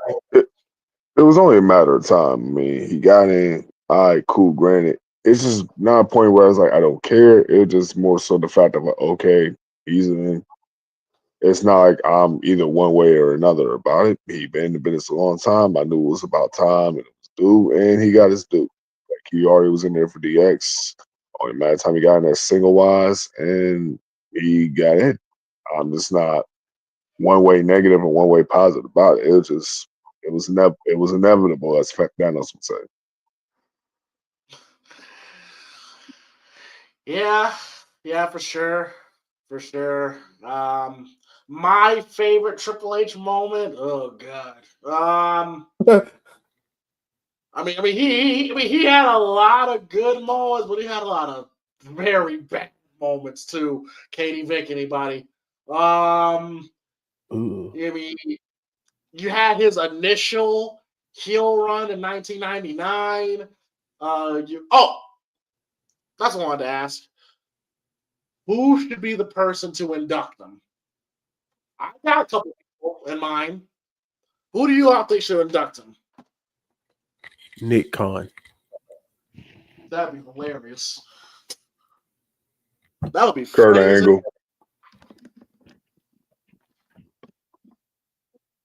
Are you serious, Quiz? Partially. Kurt wouldn't be a bad choice. There's better options. Booker T. Oh, And I wanted to say real quick, because y'all was talking about it, mentioning favorite Triple H's moments. I have one moment that just comes into my head as far as like a standout moment for Triple H for me. It's not many of them, but the one I would say is his feud with Umaga. that was a great feud. Yeah, it was a great feud, and I was like Triple H really coming back to form, like after that quad tear, and gets like a huge feud with Umaga, and it was just very violent, bloody, physical. Like these two going back and forth with it, and the promos that they would cut, promos Triple H would cut, and just get back to that cerebral assassin character to help charter back all the way up to his future title run he would have later on in 2008. So it was always that standout, especially that one night where it was like a handicap match, Umaga and Carlito versus Triple H, and then Triple H essentially just ran Carlito off, and then Umaga just was beating him up, and then Triple H fought back, and then Triple H proceeded to get the staple, ain't no party unless the sledgehammer showed up. Triple H with that sledgehammer, he's nearly undefeated with that shit. And then start beating the shit out of Umaga with a sledgehammer, even hit him with the back of the head.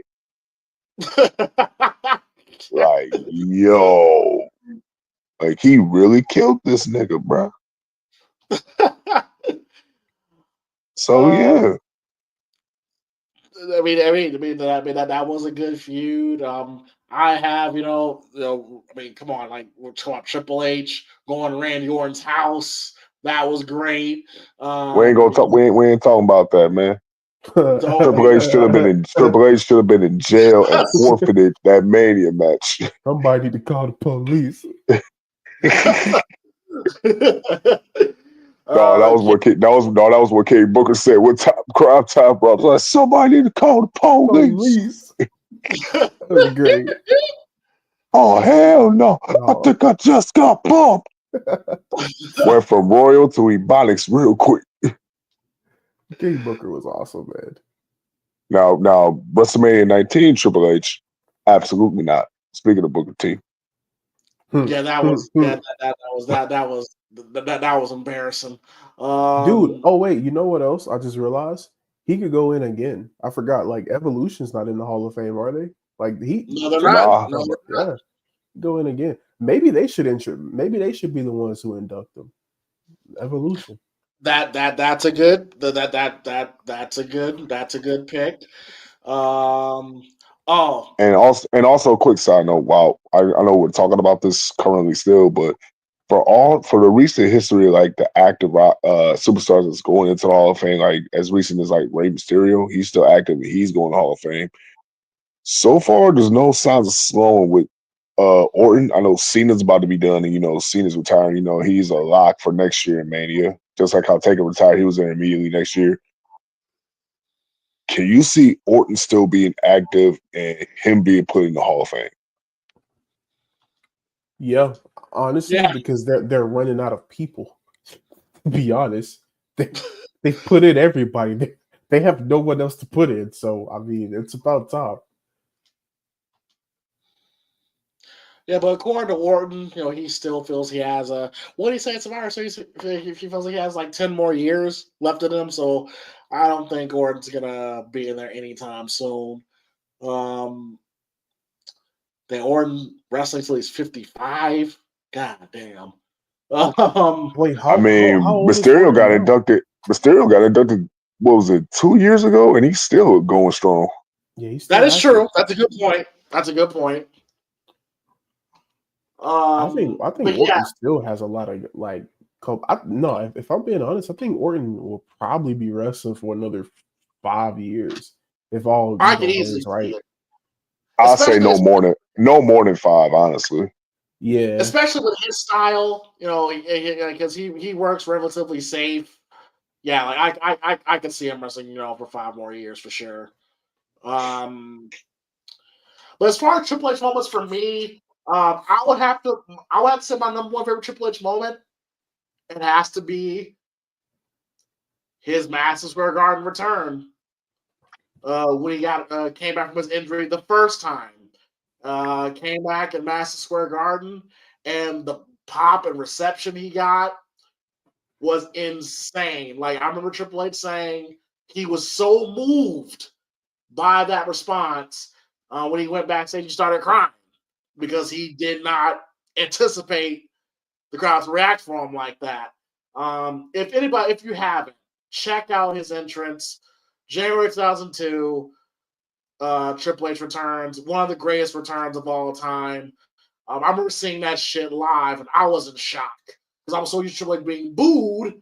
When he got a pop like that, it threw me off. And it also just goes to how much the fans appreciate Triple H as a heel, because Triple H is no question one of the greatest heels of all time. And who do I think should be the one to induct Triple H? I ain't gonna hold you, James. Sorry to cut you off. I ain't gonna hold you with that Triple H return. Yes, it was dope. Jerry Lawler kind of ruined it for me a little bit. Him just glazing Triple H horribly, bro. Like he was on Triple H sack a lot, especially during that time. But during that return, I get to be excited. But it was just unbearable.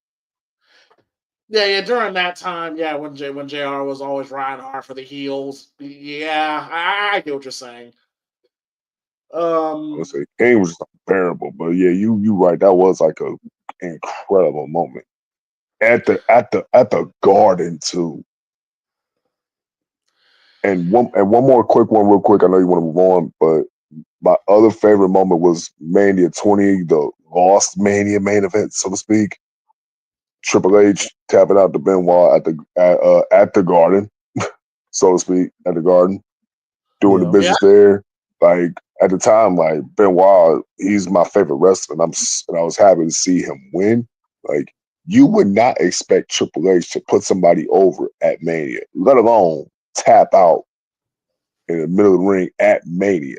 Like you wouldn't expect that, especially during that time. And then you see it, and I'm like, wait a minute, did that just happen? It was shocking. Did that really just happen?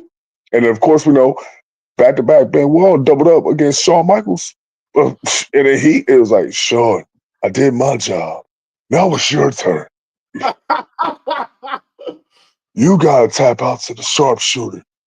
In Canada. In his hometown. Dude, I'm See, so I surprised. did it at Mania. Now it's your turn at Backlash.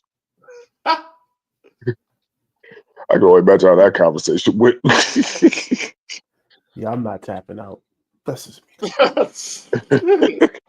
I'm not tapping out two pay-per-views in a row. That's all, bro. You asking a lot. Don't hold you 2 times. Nah, Yeah, you are asking for too much there. bro. I'm surprised none of y'all mentioned the. I haven't seen the match yet, but I'm just surprised no one mentioned it because y'all hold it in such high regards. The Taker match he had with Michaels as the referee. That was one of the greatest Mania matches of all time. Which one did y'all prefer, though? Their first match or their second match? They had 2. Yeah, they did back-to-back Mania 27 and 28. Yeah. 27 was a no-holds-barred match, and 28 was a Hell in a Cell. Well, they actually had 3 Mania matches, really. Ah, damn. We ain't talking about that first one. That one wasn't that great, in my opinion. Yeah, I see what you mean. But yeah, I prefer the Hell in a Cell match. That's because Taker wasn't looking out on the stretcher like the other one. That was a pretty good reason. And I still feel that should have been the match Undertaker should have fucking retired on, in my personal opinion. I thought that was the perfect way for him to go out. All of them. All of them, exactly. The last Outlaws and Shawn. Like, Shawn was already in retirement. Trips and Taker was still going. And it was like the last Outlaws, especially that last moment before they win the Gorilla, when they all embraced each other and they looked down to the crowd, like, holding each other up. And it was just that moment where you just see, like, everybody just froze and just soaked in and appreciated that moment right there. You don't get stuff like that, especially after a Hell in a Cell. Oh, definitely. And then Vince said, "Oh, you got Punk.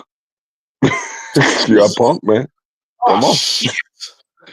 But Arlo, what are your thoughts on Triple H going in the Hall of Fame, and do you have any favorite Triple H moments? I mean, yeah, it's rightfully deserved. He's one of the best wrestlers of all time, especially for like our generation. That's what we grew up watching, was Triple H and Evolution coming out every fucking week. Cutting a goddamn promo. I wanted to kill him. All right. You know my favorites and shit. But nah, he's a fucking man. From that to DX to just the Attitude Era and what he's doing now. So yeah, I mean, one of the best wrestlers of all time. Favorite moment? When he jumped Randy Orton at his house, that was probably top tier wrestling for me. I don't think it gets better than that. So Why y'all gotta bring up old shit? That's what we're talking about. Remember who won at Mania? Triple H. They giving up their moments, bro. These are their favorite moments. Triple H won at Mania. What are you talking about? I'm like, you want something current? You want him just like walking out and announcing the attendance or something? About 75,000 people in attendance tonight. Are you ready? We've done another record.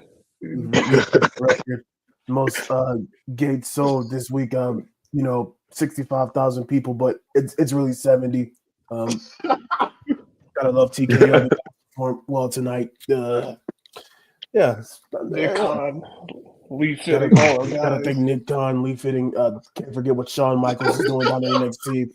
Just all around, just a great night. Thank you for our partners, Schnickers. Yeah. Fortnite. Speedy, that's one of my favorite African Americans.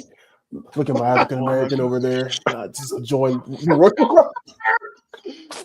Oh wait, we all got to acknowledge, but we all have to acknowledge during the peak run of Triple H's reign of terror, and then when he came back after that, one, I forgot what specific injury he had, and then he came back and then beat the shit out of Ric Flair. He beat him half to death. He did. That was diabolical. Like any remnants, like, oh great, Triple H is back, and like, it was like a little bit like people were starting to cheer for him, and then Triple said, "Oh no, man, Rick, I gotta fuck you up. We gotta change the guard with this." And that's exactly what happened, and he did that. And a lot of people wasn't messing with Triple H. Remember the Big Show tried to save all that, tried to stick him for Rick, and then Triple said, "Nope, you done too."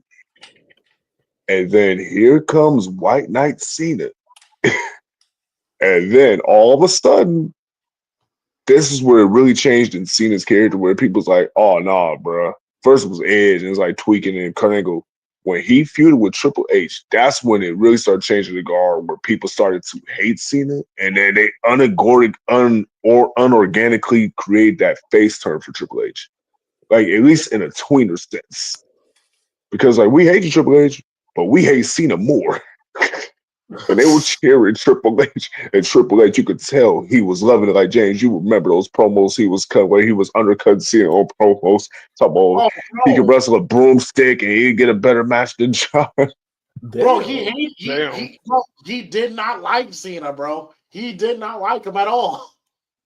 Called him out for his rapper gimmick. He was going crazy. Dude, he was, and the crowd was eating that stuff up, man. And this is prime Cena, like rapper, like popularity wise. But then this was the beginning of the changing of the guard. Like either phase loving it, but they ran to Triple H, and that was when it really started to shift. Oh, this was like pre-Chain Gang Cena then, huh? No, this was during Chain. It was during Chain Gang, between Chain Gang on his way to being Marine. Oh, okay, yeah, you're right. I mixed it up. That's why, yeah. That sounds funny as hell. I mean, yeah, because the Marine, yeah. And Triple H called all that stuff out. How Cena was a phony. He couldn't wrestle. He was for the kids. Like, he was calling it out in 06, like when nobody else was talking about it. And Triple H could tell he couldn't wait. Oh, I was just diabolical what he did to Kofi. But especially when Triple H knew he wasn't going over at Mania, he was like, yeah, his balls to the wall at this point. Let you know how I really feel. So I ain't winning at Mania, so I'm going to tell you how I really feel.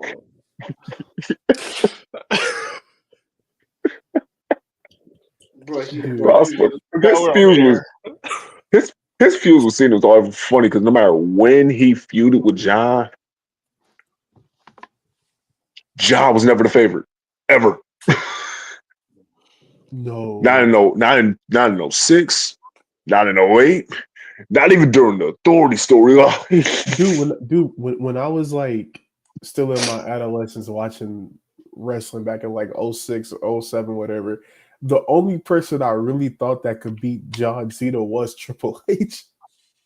I'm like, if anyone can do it, it's him. If anyone can do it, it's Triple H. Yeah. You know what's so crazy? And what's so crazy about that is that John Cena was one of the few people to survive, the Triple H burial. Like normally Triple H goes blames on the burial. Like it usually is the death that occurs, but not John Cena. No, Cena was loved by the people. And didn't you say Triple H didn't like that? James, did you say he didn't like that, or the fact that he couldn't beat him, or can he get the edge on him or something like that? No. He just didn't like Cena. He didn't believe Cena was worthy to be a top guy. He said the same thing about Kurt Angle. That's because his wife did. Yeah, it's like, wait, you like him? Yeah. You like his raps, huh? Yeah, Makes that's you a great. laugh, doesn't it? Yeah. You don't laugh like that at my jokes. Why am I I not funny mean, enough for you? Mark, you seen it. Shawn Michaels got more street cred than Triple H. Bro, I told you, bro, when he walked up to PrimeTime, bro, you know what I'm saying, started talking the language that we all know, I knew Shawn Michaels was the GOAT. Which, by the way, too, that is also one of my favorite moments in general, is like the 4-year feud with him and Shawn Michaels. Like, come on. Yes. That's Come the on. best feud. Come on. I mean, That's still that's still best feud all time. Bro, that was so good, bro. So good. bro, one of the greatest episodes of Monday Night Raw when literally the whole episode is them fighting. The entire episode. The entire episode. The feud lasts for 4 years, bro. The feud was 4 years long. It never felt like it dragged on, which is crazy. Dude, they fought before the show. They fought outside. They waited for Triple H to pull up in a limo with Shawn attacked. That was literally the meaning of sometimes you gotta pop up and show dudes like that's the epitome of on site. They fought outside, in the ring, backstage, Bischoff's office, and then at the end of the night, they fought again. Just good stuff, man. It's a little awkward to watch now. When Triple H quote unquote married Stephanie in the drive-through. Yeah, that was great. Maybe that's how it went down. I don't know. At the time, it's great. I'm like, yeah, that bitch had it coming. I mean, everyone hated Stephanie, so it's like, yeah, good shit, Triple H. Everybody was laughing like, isn't that funny? She's literally drugged up in the car. Like, you know what? Now that I think about it, it's gonna be Steph that inducts him. Yeah, that's my pick. Or if not Stephanie, Mick Foley. Triple H owes a lot of his career to Mick Foley. Mick Foley made Triple H. Mick Foley made a lot of people. Oh, Mick Foley is, in my opinion, probably the most underappreciated wrestler of all time. The amount of main eventers that he made during that era, come on, The Rock, Triple H, revitalized The Undertaker. People underappreciate what Mick Foley did for the business. Definitely the most selfless pro wrestler that I think I've seen. He got smacked, spat on, ridiculed. Everything, bro. Yeah. Lost an ear, teeth, a hip. All for the business. All for the business, bro. You can't hate the man. You gotta love the business. You gotta love the business. If you go up to the person you're working with and tell them, "Hey, you know what will really get you heat? Just go ahead and just spit in my face." Yeah, Mick. I don't know, man. Mick is definitely always going to be super underrated. Even if everyone's giving him his flowers, it still just feels like it ain't enough. Like, that's Mick Foley, man. That's Mrs. Foley, baby boy. Damn it. I'm about to say, yeah, man, Mark's absolutely right. Show that man respect. Because shoot, him and plus he got a lot of stuff with Terry Funk too. That Mick Foley, man. But yeah. Recipes. Hey, that little mini feud they had, I like that actually. Good shit. That was really nice. What as Chainsaw Charlie? Oh yeah, Chainsaw Charlie. Yeah, bro. They don't make them like that no more, y'all. Yeah, if you haven't, I could definitely say it's my favorite Triple H match. Triple H, Cactus Jack, Royal Rumble 2000. The match that fully established Triple H as a main eventer. One of the craziest finishes I've ever seen in my life. To take a pedigree on thumbtacks is still one of the craziest finishes I've ever seen, bro. If you haven't, I highly recommend watching that match. My favorite Triple H match of all time, for sure. You know what else Triple H doesn't get enough credit for, bro? He don't get enough credit. I mentioned it before about the NXT stuff, but that's what I mean by him being the most like influential man in pro wrestling is because a lot of the stuff that you see now, you wouldn't see it if it wasn't for Triple H. a lot of your favorites wouldn't be in WWE if it wasn't for Triple H. That is true. To play devil's advocate, I don't want to make it seem like I doubled on Mark's idea because he is absolutely right. But some Triple H pickups would probably be better off if they didn't go to WWE. Listen. I definitely did not say that they were all hits, but you know what I'm saying. Wait, you didn't like No Way Jose? Yeah, oh wait, yeah. No. Damn. You didn't like the NXT creation? I like Adam the Rose. Cruiserweight Classic and the what was it, the women's tournament? I thought those were really good. Like, but yeah, the other stuff like the Adam Rose is the I mean, was that him or was that Vince? I don't know. Was it? I actually don't know. I thought Adam Rose was in NXT. Yeah, but I don't know if Triple H looked at him and said, "You got what it takes, kid." Triple H did? Because otherwise, you were saying it ain't Triple H. That was Dusty. Oh, that was Dusty. No, I'm saying like you're saying it was Dusty then. If it wasn't Triple H, I believe Dusty actually looked at the characters more. I believe Triple H just kind of gave him like a scout report, like, here, go look for these kind of people. And Dusty's like, all right, baby, I'll go find them for you and bring them back to NXT, baby. And he brought back Adam Rose. Bray Wyatt. don't be. Don't be a hater. Guy for you. Don't be a hater. Be a rosebud. I like what I'm in. Oh, brother. Baby. I like what I'm in, baby. I'm like, Dusty, hey, Dusty, man, you fired, bro. You know what? Didn't they fire him? Triple H, you would have got AEW, actually. Funny enough. You probably would have never got that. But you're right. But you're right. I mean, especially with this current crop, I mean, without Triple H, I mean, Seth Rollins, Kevin Owens, I mean, like all those NXT guys, bro. Like, all of those Bailey, people that were his people. Yeah. That's what I'm saying. Like you don't have to like Triple H as a performer, but you can't deny that the man has like his entire finger on the pulse of wrestling, like at all times. I seen this random match of like this is why I love the WWE Vault channel, the greatest wrestling channel in existence. Great channel. It's so good. NXT is next up. Oh yeah, I see that. YouTube channel too. Oh yeah, I'm gonna be binging that for sure. On there. I gotta shout out WWE for that for sure, because they don't have to do that, but they do, like the full episodes and matches. I love that. They had this like random match of like him, and I think it was it might have been Tajiri. Yeah, bro, like in Japan. I'm like, wait, what is this? And he's out there doing like actual moves and stuff, and I'm like, I know Triple H thought he was in his bag that night, bro. Like he felt like a real just New Japan pro wrestler at that moment, dog. I know he did. It's good stuff. But yeah, there's Triple H being in the Hall of Fame. Hey, congrats to him. I'm pretty sure it's probably going to be a little pretty emotional for him. And also too, just because I don't mean to be that guy, but can't mention Triple H without bringing up, China, recipes to China.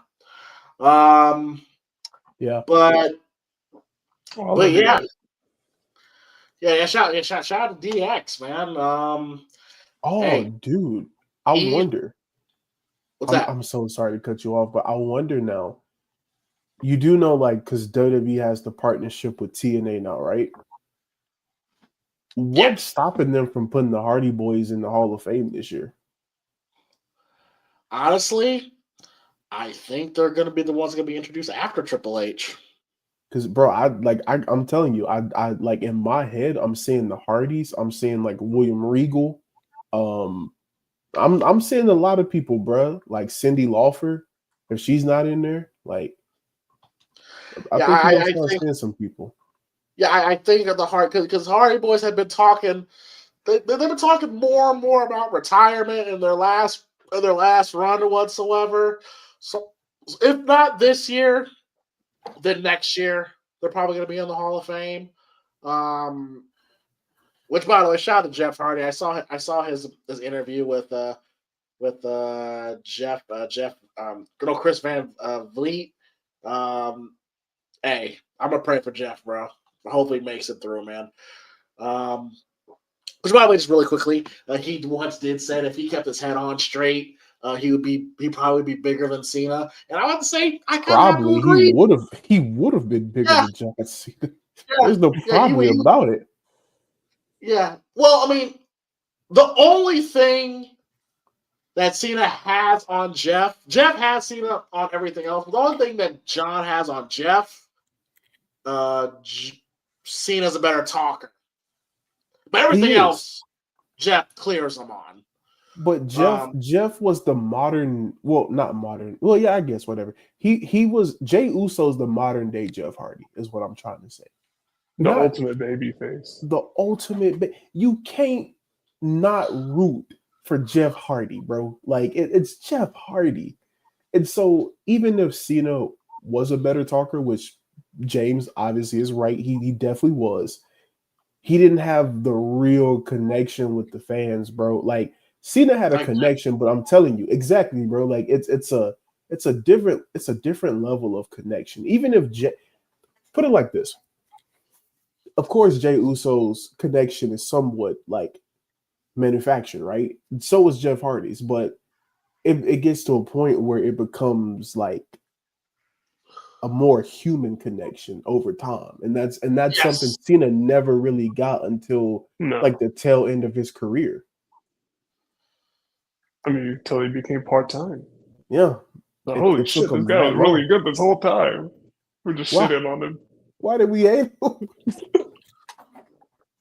That's how it is, bro. I mean, they didn't push anybody else. It's their fault. But no, it was all Cena all the time. That was the issue. I don't think people hated Cena if other people got opportunities. Bro, everyone thought RVD was next up. Bobby Lashley, nah, Cena. CM Punk, nope, Cena. That's what it was. That's all it was. Those were rough. Oh god, those were rough. Oh, those were rough Monday, Sunday nights, bro. Those were rough, bro. Oh, dude, it was awful. It was terrible because, like, dude, as a Shawn Michaels fan, I was going through it. Man, Mark, he was better. Man, Mark, Mark, he was better off watching Shawn Michaels 10 years before that. I know, man. I just happened to grow up at a bad time. Oh man, Mark. Yeah. At least you didn't miss it though. No, I didn't miss it, but it was a terrible time, bro. We just had all the Attitude Era guys like were in TNA or like done full time pretty much. So it was like just John Cena left. Like, oh fuck. Come on, Jeff. Stop doing drugs, please. Yeah, dude, Jeff. I hate that Jeff. You don't care about us. Like, if you care, you would stop. If you care. That too much. Bro, I hate the fact that, like, I'm glad. Don't get it twisted. I'm so glad that he's, like, you know, starting to, like, sober up and do better. But, like, it's also a shame that it took this long. I know, bro, addictions can be something else. But, like, yeah, man. Dude, the potential Jeff Hardy had, not just in WWE, but TNA too, bro. Like, and he just couldn't stay right. He couldn't. And it sucks. Bro, even in his last current run in WWE, like I remember hearing this, like they were thinking about having him feud with Roman. Like they were thinking about giving him another shot, and then he does what Jeff Hardy does. But yeah, man, we Jeff Hardy wasted a lot of great years if he just kept his head on straight. And I bet that deep down that hurts Jeff. That thinking that damn, like my career could have gone so different. Oh yeah, bro. You know, every day he wakes up like, man, if I would have just like straightened up after Sting told me to go home, you know, maybe things could have been different. But you know, it's better late than never though when it comes to that. Like I much rather, even if it's not like for my enjoyment to see him at his peak and prime and healthy, the fact that he's getting healthy at all is kudos to Jeff Hardy. Cannot be mad at that at all. It's weird. The wrong Hardy. No, I'm not gonna say that. I'm gonna stop. Well, I'm gonna stop. Matt had a successful career in his own right. He Matt's did, done but like a lot of stuff, like more recently than Jeff. Matt, you could depend on Matt more than Jeff Hardy. I'll tell you that much. You could depend on him. He's done a lot more outside of WWE than Matt. Oh yeah, dude. Like I think The deletion stuff. The deletion. What else, brother? Well, no, that was Jeff Hardy. That brother, that was Brother Nero. But I mean, he teamed with Bray Wyatt. You know what I'm saying? Like he did a lot of stuff, man.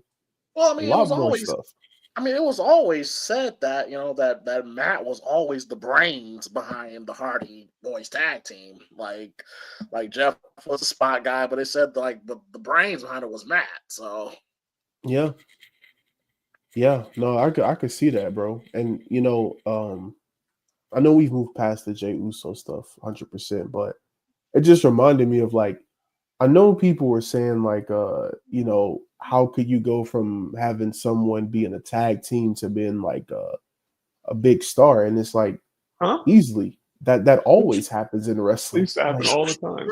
I mean, we just said Shawn Michaels, like exactly like Shawn Michaels.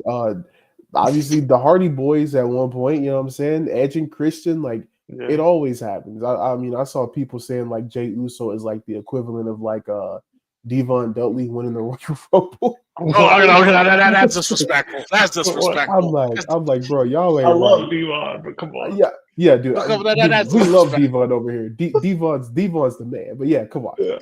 That's fun.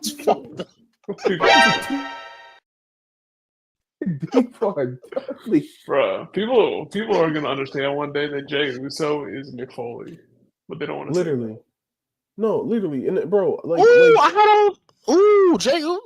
I would more kind of compare Mick Foley to Sammy than Jay. I mean, Sammy's not the baby face that you think he is. Sammy's a slimy. He's not the baby. People want Sami Zayn babyface because what you've heard and what he's done at NXT, but nobody knew this about Jey Uso, and Jey Uso's way better than Sami Zayn at a babyface. And it's real. So y'all saying that this babyface, it's an act. This ain't the real Sammy.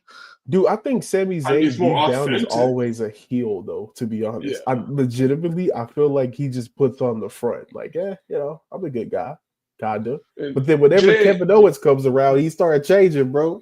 Yeah. Jey Uso's organic, though. Yeah, people already seen babyface Sami Zayn a lot of times. They got it. This just came out of nowhere. Bro, the moment I saw Jey Uso show up and like he told Roman, like, man, I hate you, bro. I'm like, yeah, he got it. He got it. He's the man. He's the man, bro. People are just so not used to Jey Uso in this light, so they just don't understand what's going on. I mean, yeah, when all you've known is him and Jimmy together, it's kind of strange, right? Like it's like, wait, I thought I knew Jay. Wait, this isn't right. It's like weird stuff happens. It happens, man. He just caught fire, and it is what it is, bro. And it's crazy because I remember vividly those first initial matches with Roman, and how. And also, too, Jay is really good at getting sympathy. Like, you legit felt sorry for Jay in those early bloodline years, bro. How stressed he was, bro. How Roman was mentally and physically abusing him. You felt bad for Jay. And that's a testament to how good Roman was, which is why I'm saying Gunther ain't got it like that. No. Because if he did, people would be wanting to see. Dude, remember we're saying that now? Okay. No, look. So they're admitting the truth now, finally. Good. But dude, Gunther ain't the man, bro. Like, okay, put it like this. Remember, what was it, a year ago? I think it was actually. We didn't say that a year ago. No, hear me out. Yeah, he was the IC champ. Yeah, dude. Perfect. The feud with Chad Gable. Do y'all remember how over Chad Gable was getting? It had nothing to do with Gunther, though. I mean, it had something to do with him being like, the unbeatable champion, but it was mostly like this feel-good underdog story of Gable can finally do it, and he'll do it in front of his daughter, winning the big one like that. And they gave it that story to Sami Zayn. They gave it to Sammy, and you know what they tried to do to build that story up to make Sammy feel like he was the underdog the night before WrestleMania or whatever. He got beat down by Gunther, and it did nothing. People felt nothing. What did it more was Chad Gable coaching Sami Zayn. That actually felt more than Gunther. That's what I'm saying. Gunther is terrible. Chad Gable should have beat him. He should have beat him. And took his moment. Gave it to Sammy. Gave it to Sami Zayn, bro. Sami Zayn. And where's Chad Gable at right now? I don't know. I don't know. Where's Sami Zayn at? Like ever since he had won like the tag team belts, what 39? Yeah, what has he done? He's kind of hovered around the. He's been there for the bloodline fodder. Yeah. Well, to be fair, his Intercontinental Championship run was pretty good. Like the match out with Chad was really fucking good. I'm trying to remember. Do I even remember his IC title run? No, I just remember him getting killed by Braun Breaker. And I'm not trying to be funny. That's what I remember. That's what I remember. Oh, and speaking of Roman, and then this will be like we'll end it off with this. The one thing that we can say about Roman's run is that he has done something that not a lot of top guys wrestling has done. Name a top guy that has put as many people on that as Roman has. Nobody. Bro, there's no one. There's literally no one that's close to what Roman's did. I know y'all gonna try to think about it, but I'm telling you, there's no need to think about it. The closest. Hey, man, let me think. Think about it, but I'm telling you, you're not gonna find it. The closest I can think of is Triple H. Think about me thinking about it. Yeah, I'm thinking about it, bro. Look how many people benefited from the Bloodline story. Kevin Owens, Sami Zayn, Cody Rhodes, the Usos. There's some people I'm probably forgetting about, bro. We got freaking Jacob Fatu in the business going crazy. Yeah. Solo Sikoa in a spot that he probably shouldn't be in, but he's there. Why? Because of the Roman stuff. Tama Tonga, Tongaloa. Like, bro. The amount of people that have benefited from being involved in the Roman verse now. And this is what I've been telling y'all for years. And this is why WWE is actually good right now. It's not so much Triple H's, like, I guess, storytelling, but it's the fact that he's figured out you should have one story that arches over into everything else. And the Bloodline is literally has its roots, no pun intended, planted into everything that happens in that company, bro. Literally everything. That's what you have to do in wrestling. Yeah, dude. The whole company has to revolve around Roman, or it's not going to work. It has to revolve around one Bloodline story, bro. It has to. But I mean, like in a situation in a business where it's very. In a business where you have to put yourself first, like you have to think about yourself. I mean, with Hogan we saw it. Even with Austin we saw it. Like never before. We're probably never gonna get it again. Where you have a top guy that's like, "Hey, I'm in this spot, but I'm gonna make sure Jay's in a better position. I'm gonna make sure Jimmy's in a better position. I'm gonna bring my cousins up, and then I'm gonna put other guys in better positions." Like John Cena wasn't doing that. He was thinking about me and just me only. Like Roman Reigns, when it's all said and done, he may go down as probably the most selfless top in wrestling for the amount of people that he's put on. And we're probably never going to see it again.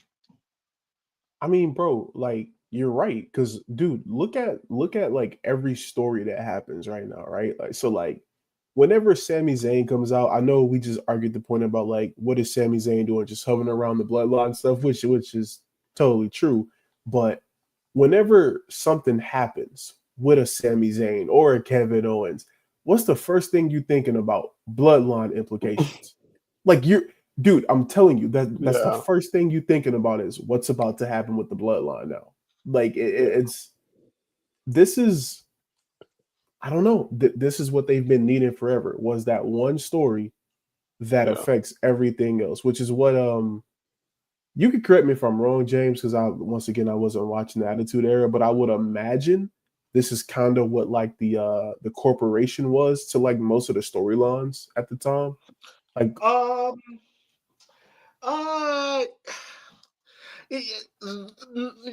the Attitude Era, like the corporation was like the main storyline, but then you had like different storylines like after it. It wasn't like not everybody, like not damn near everybody on the roster was like benefiting off, that one storyline. The main event guys, right? Well, the main event guys. Yeah, that's the only thing that matters in your company. Yeah, because I mean, like okay, because like I was going to say like it's not like tag team wrestling or the women's division right now is benefiting from the bloodline. Like no. Nothing else is benefiting. It's just the top guys that are involved are all benefiting from that. Like even Damian Priest to a certain degree benefited from that, bro. To a certain degree he did, because he was that whole Judgment Day was intertwined with the bloodline at one point. And then it all kind of they were teasing. Yeah, they were teasing a beef between them. Yeah. Drew's whole thing since he's came back has been like the bloodline screwed me over, which led to Damian Priest cashing in the briefcase, and then that led to this whole feud now, and it's all stemming right back down to Roman Reigns again because he's back involved. That's what I'm saying. Like it's a never this bloodline stuff. Paul Heyman was right. We was in the beginning. We ain't even reached nowhere near the final ending of this saga, bro. We're just getting started. Yeah. This is never gonna end. It shouldn't either. It really shouldn't. Yeah, it shouldn't. Because you know how many fucking kids they have, bro? They're coming through. I got so many, bro. So many. This is so like that's on the way too. This is like I'm gonna use Dragon Ball Z for the reference here. This is like so if you ever watch Dragon Ball Z, Goku and his homies, whatever, they all have to fight the villains of the story, right? It's always these big bad villains that come in to try to take over. But there's always this one villain that will never go away. It just happens to be Frieza. And he never goes away. Every time they turn around, there's Frieza. Frieza just showed back up. What are we gonna do? Even they done killed Frieza like 5 times, and my man's keep coming back, bro. He keep coming back. That's what I got to. Marvel, look at Thanos, bro. That's the main story. You got other stories going on, but the main thing is Thanos trying to destroy everything. It never ends, bro. It never ends. This is a never-ending show. Why would anybody expect it to ever end? Exactly. You were talking about the women's. I'm like, oh my gosh, bro. You just said it. They need to stop focusing on Dominic Mysterio because that women's division is stuck in the mud with that shit. It's stuck, bro. He's the best part, but he's also fucking them up because nobody cares about anything besides like what he's involved in. Literally, if he's not showing up, which is like you said, it's fine that he's there, but it's good. My big issue is, y'all remember when Montez Ford got that one and only push that wasn't even really a push, and he fought Roman Reigns on SmackDown for I think the world title, dude. Yep. Why didn't Bianca Belair come out? Right, she comes out, and I don't think Naomi was in the company at this time, but just you could have still did something like this with Tamina. I don't know, somebody. Bianca comes out. She comes to check on her husband who just got annihilated by the bloodline, bro. where was Tamina to come out and just smack her? And now you got the bloodline feuding with the Street Profits and Bianca Belair. Naomi show back up. She kind of teamed with Bianca Belair for a bit, but then her true colors show, and she go over to the side with her real blood. You feel like I don't know why it's so hard to like make everything else revolve back into the main story. I don't get it. I don't get it, bro. Arlo said it best. The whole Dominic stuff has ran its course, bro. It's time for him to move on and Liv to move on. It's over.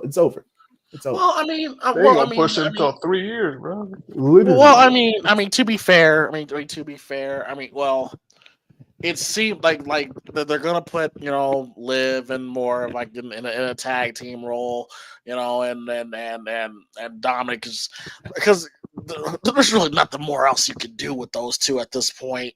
But yeah, I'm just trying to look at. There's nothing on the main for the women. Like there's no like what why can't the women have their like bloodline story? They like do. You literally have Naomi in the company. They do have their bloodline stories. Who's fucking Dominic Mysterio? That's what it is. Yeah, who's fucking Dom? Who's with that man? Who's tonguing him down? I want to know who's getting that dirty dick. Like, come on, bro, who's doing it? But bro, we literally talked about this, bro. Like, okay, we have the Dominic stuff, but like, I look at what NXT is doing. They're doing stuff that the main roster should be doing. Like, look, all these females are here, and you cannot tell me one storyline about one of the guy wrestlers trying to get one of the girl wrestlers, or like just something, bro. Like give everybody else that's not doing anything something to do. Bro, NXT I'll never forget this. So good at that's never gonna happen. Like, bro, I'll never forget this, bro. Like there was somebody put in our Discord, right? It was a video, like Zoe Stark, for example, right?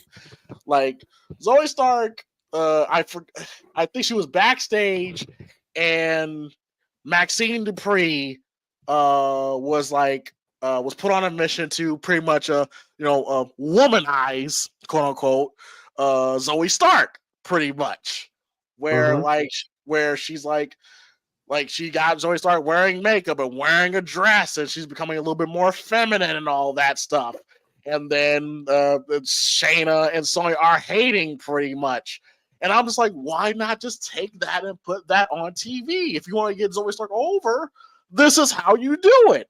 And then you put it on TV and tell Zoe Stark and say to Zoe Stark that she guys don't really find her attractive and all that stuff. And then Maxine Dupree helps her out, give her a makeover. Boom. There's something right there. Like, not everybody on the show just has to be a wrestler. Dude, Arlo would hate me for this because I'm totally about to piggyback off your idea, but I'm about to add the man we just said need to go away. But like, let's say like she starts like, okay, this is what I would do if I was booking the show. Yeah, dude, listen, hear me out. I think I got something here. Actually, I don't. I mean, I'm not saying it's a good thing. It's been very good, but come on, bro. No, let me go for a second. Put my Chef Boyardee hat on for a second. So, let's say you have like a tournament going on for like the IC title or something, right? You got to figure out who's going to be the number one contender for Braun Breaker. Throughout the tournament, you know what I'm saying? Dominic Mysterio doing this thing. He done squeaked out a couple of victories here and there. He barely squeaked by the last guy. I don't care who it is. Could be Otis. I don't care. Whoever. My man's go backstage. He's sitting back there. He trying to get ready for his next match. Walks by. Who walks by him? Zoe Stark. She all dolled up, looking good, and so he like, hey, blah blah blah, you look good, you look pretty. And what did James just say? Ain't nobody found me attractive or whatever. So she kind of feel down and bad on her luck, but out of nowhere she getting complimented by Dirty Dominic, right?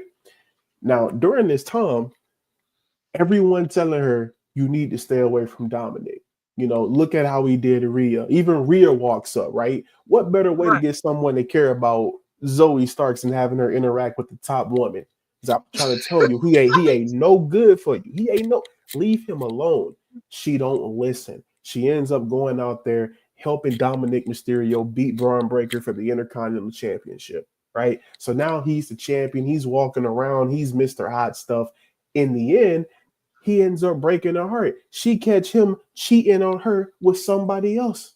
So now she pissed off. What does she do? Instead of taking it out on Dominic, she go back and find the woman who made her find herself to be more feminine, Maxine Dupree, and just start beating her ass, bro, and then lead to a match. It's that simple. Is it really that hard? Come on. Am I cooking or am I cooking? Or I'll do you one better. Y'all probably gonna hate me for what I'm about to say. I gotta say it. Or you do a lesbian homie storyline.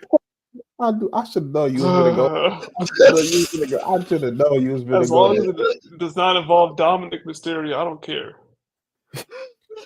Now go ahead and say it, dirty dog. But no, like, bro, how great would it be, bro? Just imagine R-Truth trying to smash Shayna Baszler because she saw Shayna Baszler like saw Shayna Baszler's ass, right? Like, bro, how funny would that shit would be, bro? I'm trying to get some of that. Like, bro, like R-Truth was walking down the hallway, and then one of the rare times we see Shayna Baszler actually looking dolled up and shit, and then even R-Truth and even us be like, damn, Shayna look like that.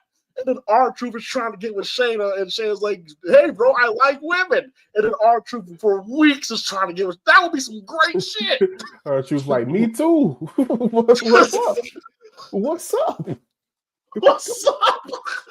Oh man, dude, I'm telling you, bro. There's even if it ain't like the greatest stories, it's something, bro. And that's what NXT does so well. They maximize every second they have, bro. Every second. They do. Raw don't do that. SmackDown don't do that. If it ain't Cody, if it ain't Jey Uso or whoever else, they kind of lost. They don't know what to do. They don't know what to do. It's Which kind is of a shame.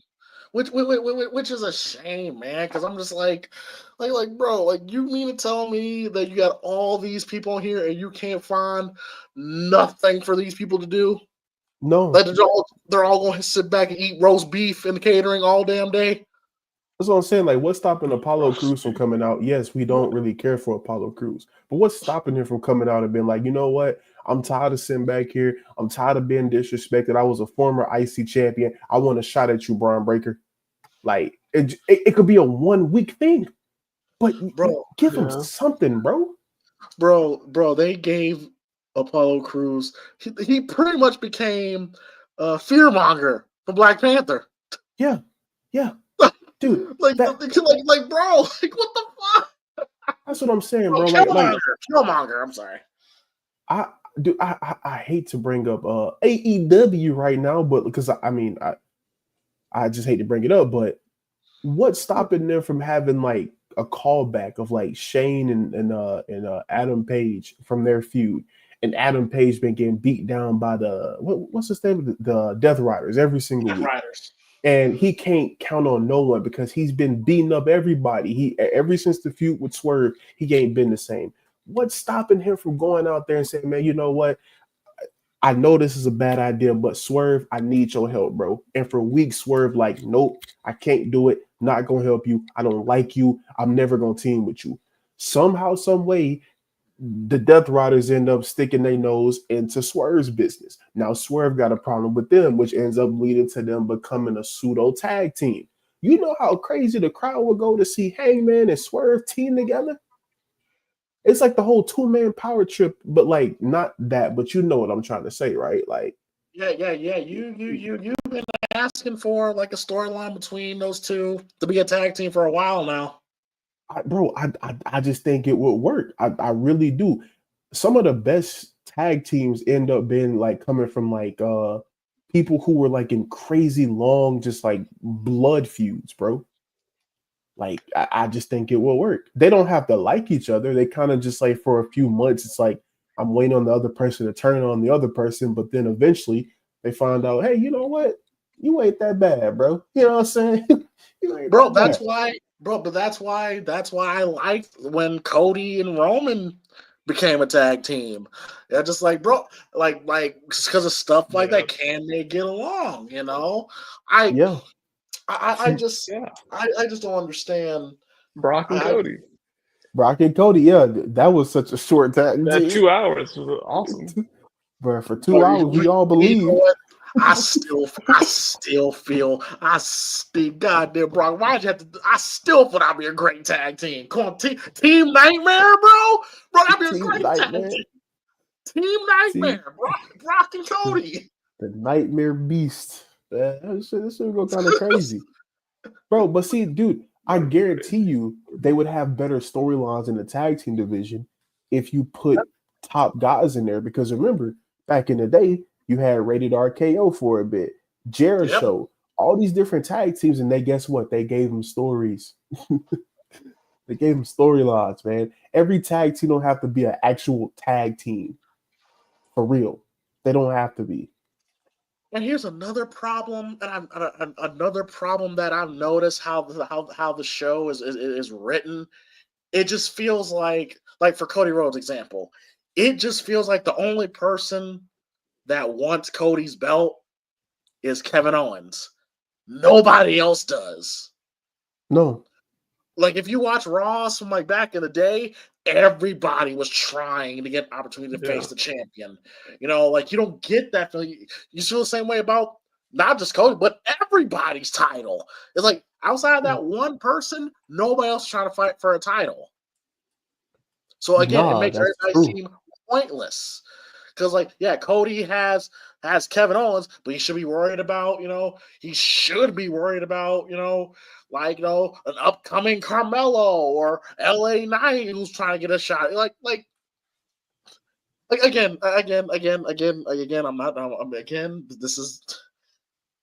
I love Triple H, but sometimes the man doesn't know how to book.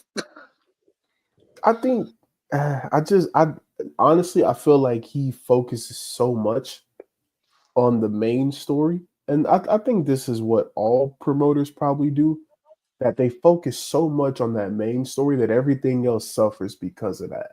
And so you just get like, you shouldn't be watching Raw or SmackDown or Dynamite or whichever show you're watching. You should not be watching like, man, it's this tag team match, hurry up so I can get to the real good stuff. Where is Roman? Roman won on the show tonight? Garbage. Jey won on the show tonight? Trash. You should have everything else in place to where people care. I'm not saying everybody gonna care, because some people just don't like tag team wrestling or certain wrestlers, whatever. But the majority of people who care about the stories, they should be hooked. They should be hooked. Bro, if there was a compelling storyline behind why DIY and the Motor City Machine Guns had a 2 out of 3 falls match, the crowd would have cared. Yep, they would have. Yeah.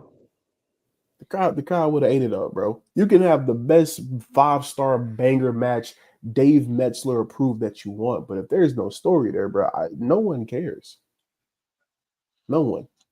No one cares, and plus, if you don't give the person a reason to emotionally invest in these two competitors, no one's gonna care. I mean, bro, we saw Carmelo Hayes and Andrade fight 3 months straight, trying to get an opportunity for the U.S. belt, and nobody cared, bro, because you don't really give them a reason to. No payoff. And guess what? You could have easily made that mean something. You could have said, you know what? You could have added stakes to it. Winner goes on to fight for the IC belt. Loser, since y'all want to fight so much, got to go to the other brand. You feel me? Like, you could, bro, there's so... Triple H, listen. Give me the pen for a week, bro. Just give me the pen for a week. I ain't saying I'm gonna turn your show around, but let me tweak some stuff. Just a little bit, bro. Let's give you a notepad of ideas. Bro, we got so many ideas. Give it to John Jay. Is John Jay here? Give it to John Jay. No. John Jay. Oh no. Listen, your main story's fine. I have no issues with your bloodline stuff. But you need some help with this women's division, this tag team stuff. I'm not gonna hold you. Yeah, You I'll need fix some your help. lower card. It's gonna be Oh, yeah. stupid as fuck, but We'll give him people something. watch. We'll give him something. Like, you can't Montez Ford them turned heel for what? They lost a bunch of matches. Yeah. Cool, A lot but of people are about to get sabotaged. oh yeah. People are gonna be playing pranks. All right. Somebody's 24s are gonna be stolen. All right.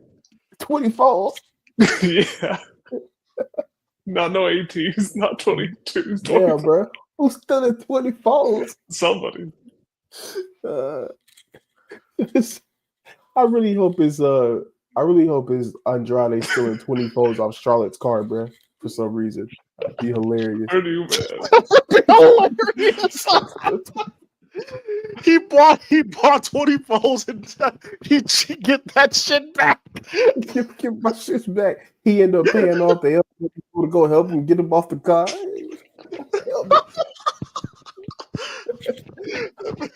Give me my ring back too. Give me my ring.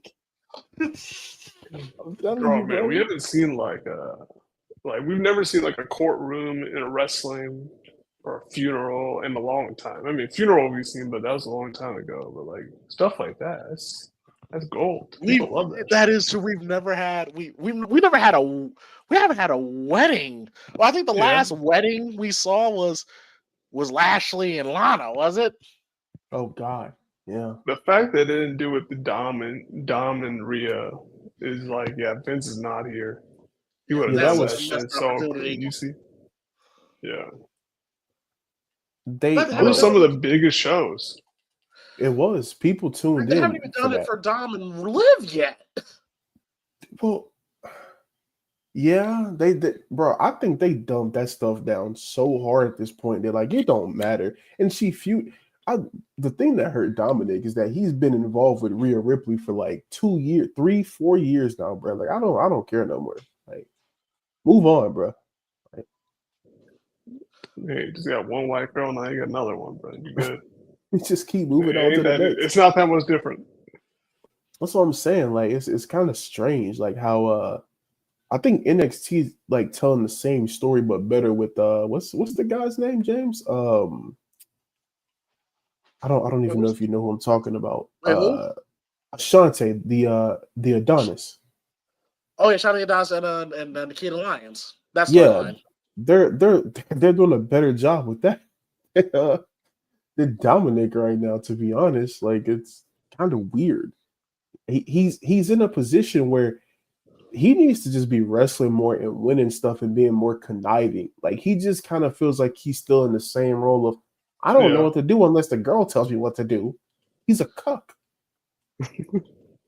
Yeah. I do feel like Dom is in that position where he's. I mean, yeah, he should evolve. He should evolve from that. I always think that he would work as a really good slimy chicken shit heel. Another person I feel like would be really good in that role, but they don't do nothing for. I think Ludwig Kaiser will be a great slimy, snarky chicken shit heel that they should do more with. Oh yeah, he would be. He really would be great. I guarantee you that if you put Ludwig Kaiser in the Gunther role, more people would care. More people would care because I think Kaiser. Okay, hold on. We ain't putting the world title on him though, G. I don't know about all that. Damn, bro. I don't know about all that though. No, because I think that because we always say you want people to want to see Gunther lose. Gunther hasn't done that. I think Kaiser would. I mean, Kaiser has a better. Crazy, I'm saying this. I think he got a way higher ceiling than Gunther. I think Gunther done peaked and he's on a steady decline. Personally, that's what I think. He was the best wrestler in the world. You're saying that? He's in a decline? Yeah, he's on a decline. His matches this year. I'm not talking about his matches. I'm talking about just like his what you call it? His character. He's on a decline, bro. His character's not ever been good though. No. And see that's the issue. That's the issue right there. No, I don't, bro. The moment he comes out, I'm already just like, you know what? I don't care. I don't care. Between these 4 posts, I'm the best. I'm the head general. All right, nigga, put them fries in the fucking bag, bro. I ain't going that far, but I will say that. So you're saying he's Rusev? Nah, Rusev had a better. Rusev was actually over. Damn. First of all, Rusev Day, that was hidden. You feel me? Rusev, like when he was Tank and Lana. Man, Gunther wish he could do that. Gunther wish he could do that in a tank. All right, first of all. I think the issue is Gunther don't have the jacket boy anymore. I don't see him that much with him. They got rid of his heaters, Giovanni Vinci and Ludwig Kaiser. He needed that. He needed them so bad, and now they're not there, and they're all suffering because of it. They're all suffering. I think Gunther's one of those people. Don't have no henchmen. What the fuck? I think Gunther would benefit if he had a manager. If he had someone like Alana next to him, I think it would do him wonders. But even then, it's something about the guy. I can't really put my finger on it. It's just something about him, bro. It's something I don't like. It's just something. I don't like his face. No. I mean, I think he was better when he was chunky boy. I think he was better then, but I agree with that. Dude, he comes out. He felt more physically imposing when he was chunkier. He did. He looks like he just hit the Ozempic a little too hard right now, bro. I'm not really feeling it. Yeah, he looks like he runs, not wrestles. Literally, like Brain put on no muscle mass. He just ran it. Yeah, he's gonna go to 5K. He go to the gym, he do a little HIIT workout, and then go for a run. Yeah. It's like, all right, man. Go walk the dog. That's Gunther for you, bro. Gunther, sorry. Wrong person. But no, for real. Like when he comes out, it's just okay. I don't really care to hear you speak. You just kind of want to see him wrestle. Yeah. You know, that's kind of it. And also, people, we've been talking about this for 15 years, it feels like, but to you people out there, once again, who complain about Jey Uso and why you don't want to see him and Gunther again, tell me why you want to see Sheamus and go for the Intercontinental Championship again, though, when he done lost like 25 matches for that belt in like the past year. That's a good point. I can't argue. That's a good point. You know, that just hit me though for some reason. Wait, that's their argument? We've seen it too much? Yeah. It's like we've seen Gunther and Jey fight way too much. I'm like, but look at Sheamus. He's been fighting for that same belt for 2 years. It's been 3 times. Sheamus has had 30 matches for the same belt and keep losing, and yet you still want to see it. Come on, man. That's what I'm saying, bro. Wrestling fans so fickle. They have bro. good chemistry too. Like I understand it. It's like it's a terrible match. They've been having good matches. Yeah, Gunther. The only thing is just Gunther keeps beating him. That's it. Yeah, the matches ain't bad.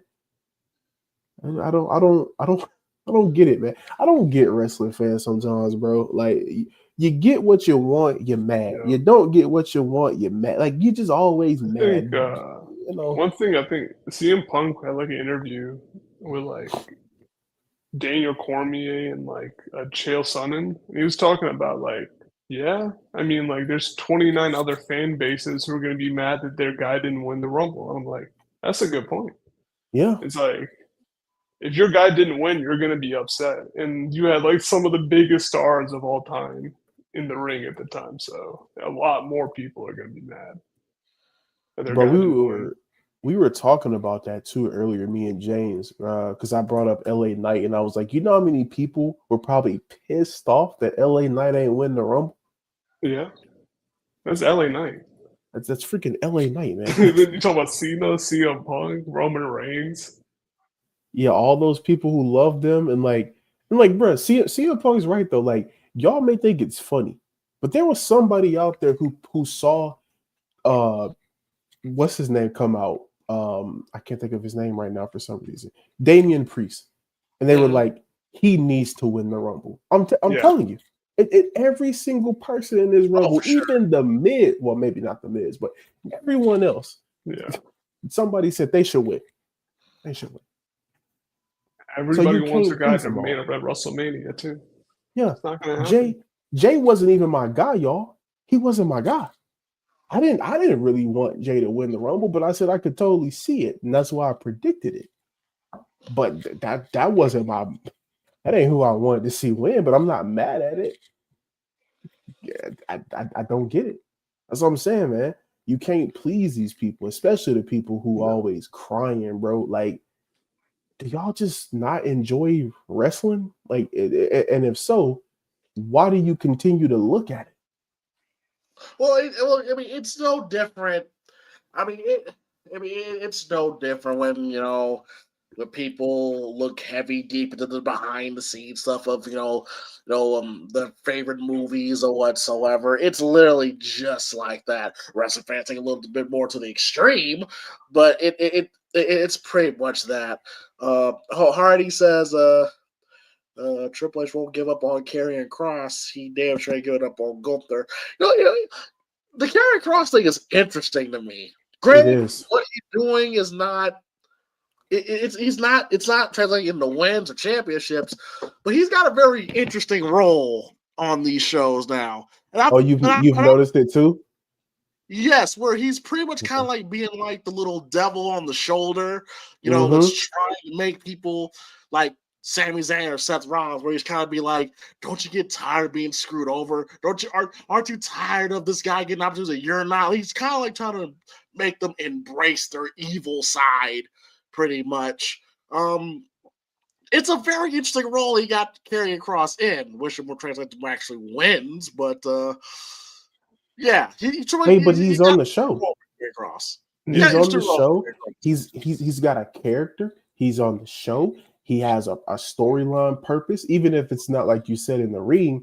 It's something, and it keeps him on TV. And every time he gets around somebody, they always end up eventually going to the dark side, bro. Every single time. I'm glad someone else noticed that. Did he notice? He did it to Sammy. He did it to Seth. Yep. I think he did it to Cody. He did do it to Cody. And I've noticed like every time after they have this confrontation with Karrion, they wind up getting a little bit more aggressive in their approaches to stuff. So it's really interesting. Bro, even the Miz, even though we don't like the Miz, he still is a part of it too. Yeah. Wu-Tang Man says Jay is not interesting in the ring. If he improves and he upgrades his moveset, then he would not face backlash on him winning the Royal Rumble. It's not. I mean, Mark said it best. Mark said it best earlier. Cena's not really interesting in the ring either. You don't have to be a great wrestler to be in a good spot in the top spot. No. Jay has the look, the theme, the charisma.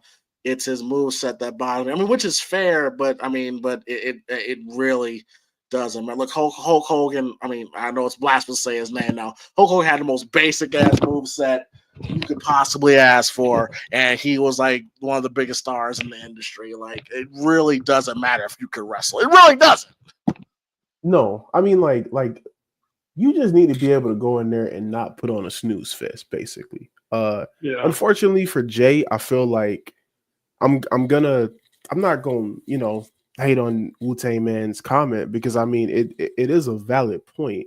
I think that match last year left a lot of people just like kind of iffy on Jey Uso, and rightfully so, because I mean no one liked that match. They didn't even like the match, for crying out loud. So yeah, it's tough. I mean I get it. I totally get it, but I mean there was at one point where even now, I still don't think Roman Reigns is a great wrestler at all.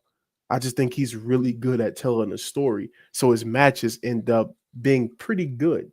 because of that. Yes, because his shit, like pretty much you really gotta do. You gotta be good at the fundamentals of wrestling. If you at least have the fundamentals of wrestling down, you are good. As long as you have good psychology, you can tell a story, then you're good. And of course, you have a connection with the crowd. I mean, could you really say The Rock was a great wrestler?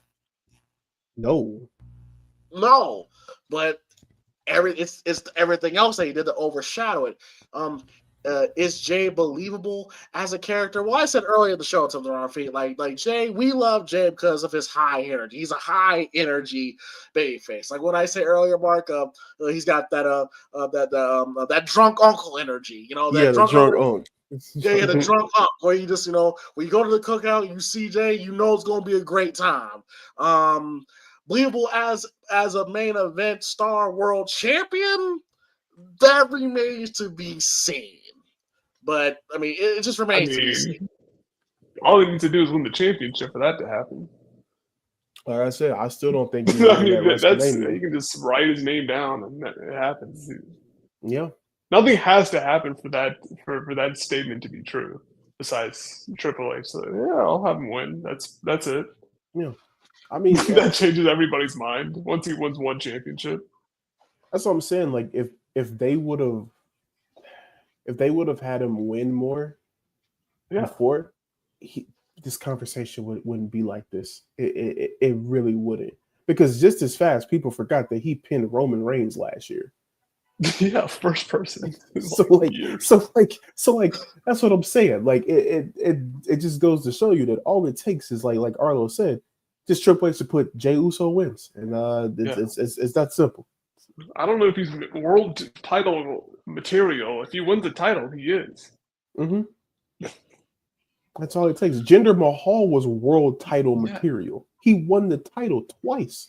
I mean, I don't know, man. Or was it once? I don't know. It doesn't really matter. Point is, hopefully once. Yeah, please. Please. Well, first off, just really, really quickly, I just want to say this: 50 Cent is evil. Just gonna go off top here. He's an evil human being. Yeah, I mean, I seen that too. You saw that too? Yeah, I saw that. Listen, I'm not gonna troll nobody about that personally. That's just me, though. That's just me. I mean, first of all, I just looked this up. Rest in peace to Irv Gotti, who suffered a stroke earlier this morning, and apparently, he transitioned. And 50 Cent was 50 Cent. 50 Cent has no filter. Evil man, bro. Sometimes, listen, I'm just gonna say this. Sometimes you kind of understand why things happen, and you kind of understand why niggas want to shoot that man 9 times. See, this is what I'm saying. He's more believable than Gunther. That's what I'm talking about. 50 Cent is more believable. He's a great character right now. He's a really good character. He's really good, man. I don't know what else you want to tell you. Especially after Diddy, man, he reemerged as a villain. He's literally like 50 without Diddy. He's the anti-hero, bro. That's what 50 Cent is. 50 Cent definitely is a villain. Like 100%, he's a villain. He's fooled you all, bro. He's Sami Zayn. Yeah, he put him over. He's Sami Zayn. Yeah. No. He took the L. 50 Cent has never proclaimed himself as the good guy. I know, but I think in his mind, he sometimes thinks he's the good guy, just like Sami Zayn. But then every time the true colors start to show, this guy's an asshole, man. It's 50 Cent's an asshole. He can't help himself. He really can't help himself. You can't hide your true nature, bro. You can't. Even look, there's someone that actually is a fan of 50 Cent and his trolls, man. Even I'm like, okay, you're going too damn far. Come on, and he ain't going to delete it either. That's the crazy thing about it. No, it doesn't matter who tells him you should take that down. It's not going anywhere. Yeah, luckily for him, he owns all his own shit. So yeah, you can't say I'm going to pull out the sponsorship. Yeah, good luck, nigga. Yeah. Damn, man. Yeah. 50, why I always gotta be fucking with people, man? Damn, man. But, He gonna get his one day. That's all I'll say. Yeah. well, he already did. He survived that. But Yeah, but hey, the Grim Reaper always come back to get his, Yeah. man. I'm just telling you that. Grim Reaper gonna get. All you need to do is slip up one time. That's all it takes. Especially You nowadays. gonna show the wrong person, bro. Yeah. oh my god. Well, y'all, this was a fun conversation. Absolutely, this was absolutely a fun podcast. Yeah, we're gonna go ahead and get on out of here, y'all. Thank you for hanging out with us for another episode of the PrimeTime Podcast. And to let some of y'all know, over at the PrimeTime Movie Network, got a double header for you guys. Of course, episode of PrimeTime Gorehounds, where we'll be watching April Fool's Day, and right after that, me and Quez. Yeah, and right after that, but it's the, by the way, just to clarify, it's 1986 version. It's not the remake. Just to clarify, I folks. know. Okay, cool. It's a good movie. Yeah, okay, all right, cool. Just okay. And right after that, Quez and I will be bringing back the Black History Month movie reviews, where me and Quez, we will be discussing the 1983 Eddie Murphy classic Trading Places. So definitely looking forward to that. By the way, Quez told me this will be his first time watching the movie, so I'm definitely going to be intrigued to know his thoughts, particularly on a couple scenes. I just know it's going to probably get under his skin a little bit. Yeah. Part of me was going to ask to be a part of that, but I don't think I want no more person y'all black movie reviews, bro. Wait, what's that? I was going to ask to be a part of that, but I don't think I want no more of those black movie reviews. Why? Why? You ain't seen the movie? No, I ain't seen the movie yet either. But that's 2 for 2 for me. I know. I seen both of them, but I seen that Trading Places when I was like 8 years old. Well, we are very late to the party. I tell you that much. I mean, it's old. It's like 42 years old now. Yeah, 83. Yeah. It's 40 something. But I mean, one of my first movie titties. So really, good movie. Yeah. Oh, wow. Yeah, okay. but mine too. My first movie titties too. Yeah. All right. Well, Not that kind of first, makes me one want to see it now.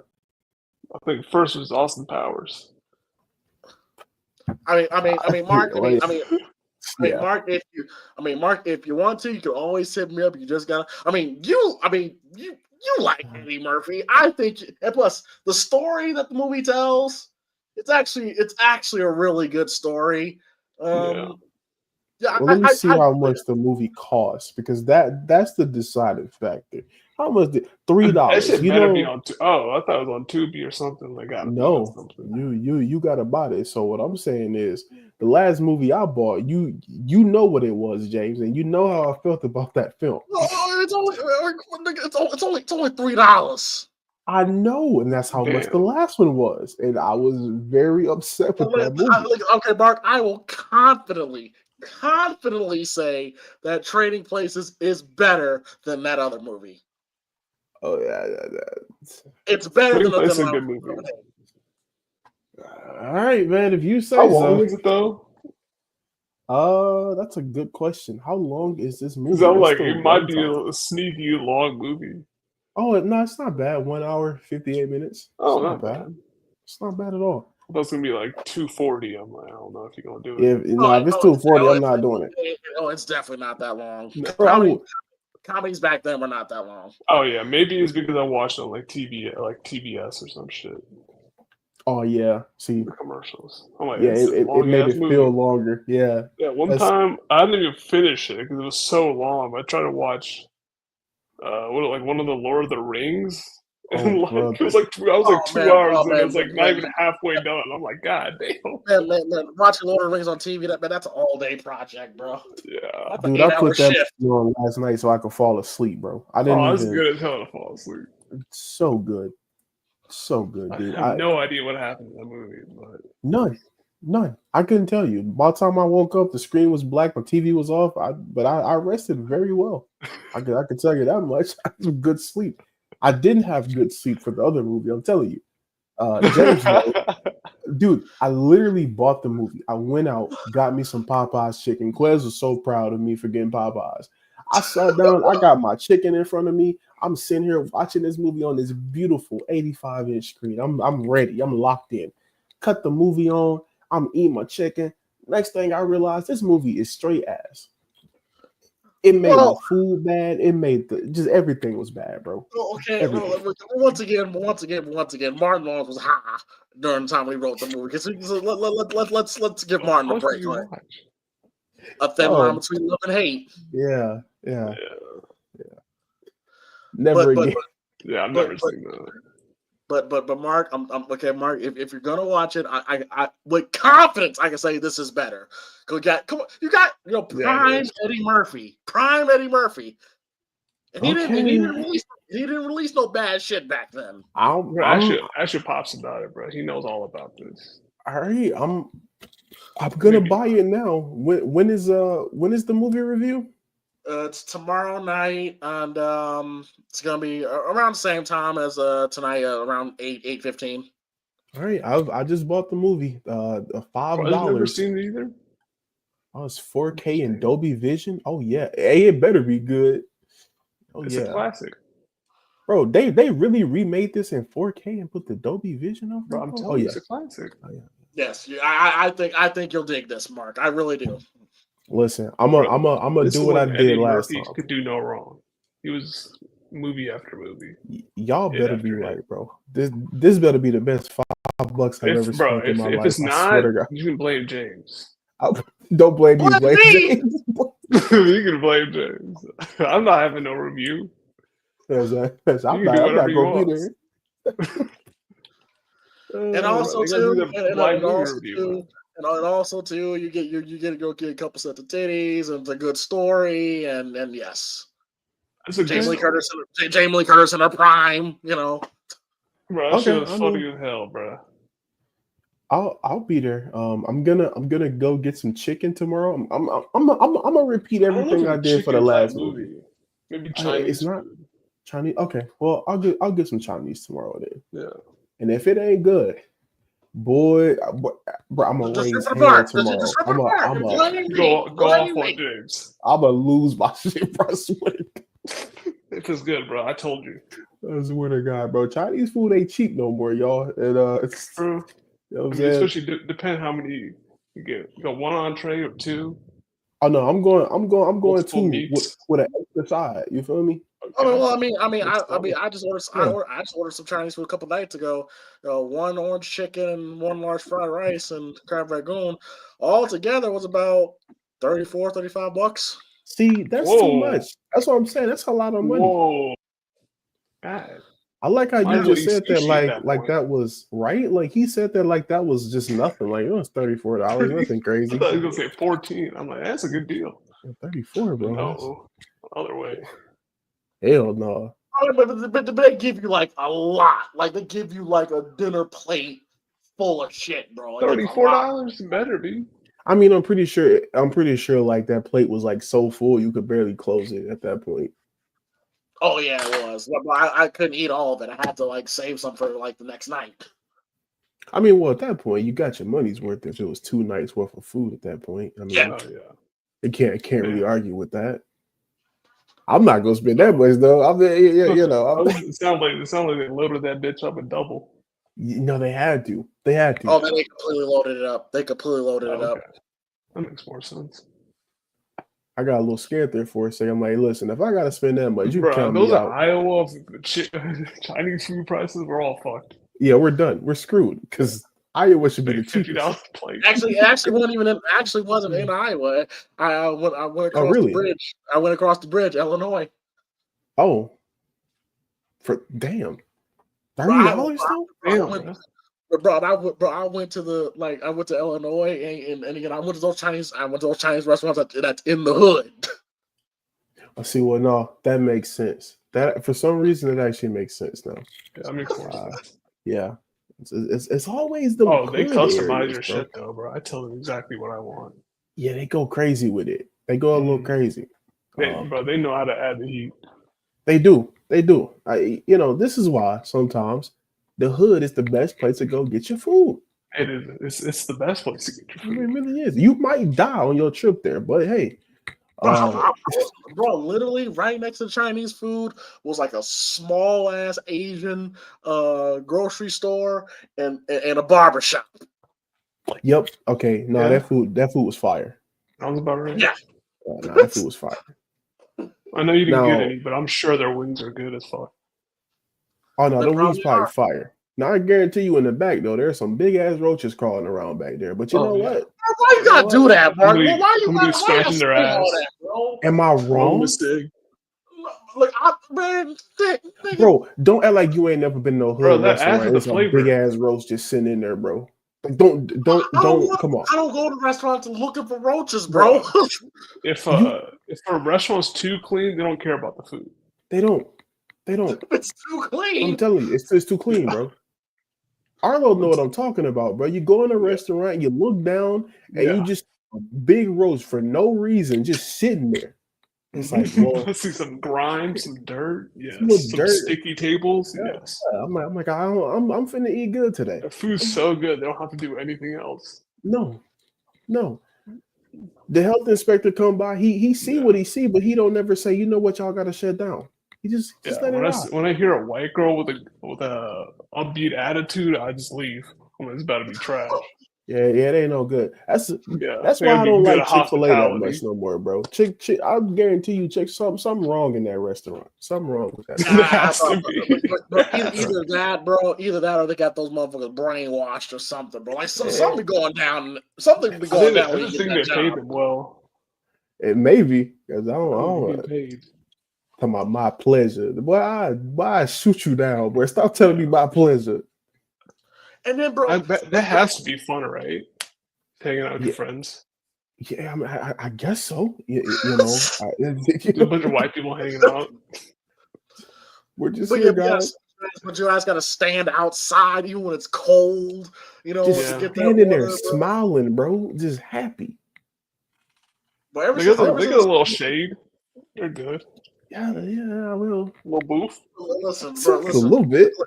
Ever since I saw the movie Smile, bro, I get a little cautious when niggas just straight smile at me for a long time. Hey, bro, I'm telling you. Yeah. Listen, don't be smiling Bro, I like just ripped the AirPod out of the ear. Like, this shit better be funny. Yeah, you better be talking. You better be saying something real good to me right now. And then, but once again, but back to the restaurants in the hood thing, bro. The most fire restaurant is when you walk in and it's literally just like a hole in the wall, and the menu is just like it's just right there. You just gotta look up and see it's right there. It's a hole. Yeah. Well, those are the best restaurants. Yes, 100%. Menus are sticky. I'm telling you. And you gotta sit. You gotta sit by the window. There's like a little metal table. Oh yeah, we finna eat good then, bro. We eating good. What's it called? The owner's kid is just like drawing or something on a table. Yeah, just sitting there, randomly, just drawing. Just sitting there. The owner's kid running around. Yes. He ain't drawing with a piece of paper. He's actually drawing on the table. Like my man is just in it. And it's like this is That's home. his table. This is exactly where I want to be. This is great. Like, you got space for another table? Like, no. That's Everything's it. full. Sorry. That's all I got, Look man. at that one. I'm like, nah. Cool. What I'm saying, white people will leave there. What white people will say, this is too dirty. I'm like, nah, this is perfect. Oh my God, we can't. This is exactly where I want to be. Mm-hmm. But I'll tell you what. But you know what? But I'm actually thinking about it because there actually is a restaurant with this like down the street from me. There's an Indian food restaurant that just opened. I'm kind of curious to try it. I've never had Indian food before. Listen, to me personally, it's an acquired taste. Really? To me at least. You know, I've tried some stuff. I didn't think it was that great, and I couldn't even really tell you the names of it, to be honest. I just know it wasn't really that good to me. But once again, it just kind of depends, right? Because I could tell you right now, it's the same thing with like a couple of like, dishes that I like.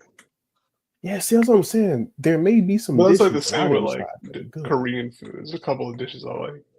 Oh yeah, it's a couple, and then the rest are just like I don't want I'm not gonna anything try to do that with stuff. this. I don't even know what it is. No, it's awful. But some of them like some like kebabs and stuff, which are good. All right, those are good, bro. Yeah, You get you some chicken, mandu, the like dumplings. tandoori Those chicken. are good. Those are good. They got some good stuff, man. The little black bean noodles, those are good. I like those. But Yeah, you know, you start throwing some other stuff at me I ain't too familiar with. I'm like, all right, Yeah. bro, I'm good. I'm not trying to eat squid. No. Oh God, No. no. One time I ordered something from a Asian spot. They're like, "You sure?" And I'm like, "I think this is beef, right?" It's like, "Sure," and it's like like intestines. I'm like, "Fuck." Wait, first of all, if you order something, they ask you, "Are you sure?" Don't order that.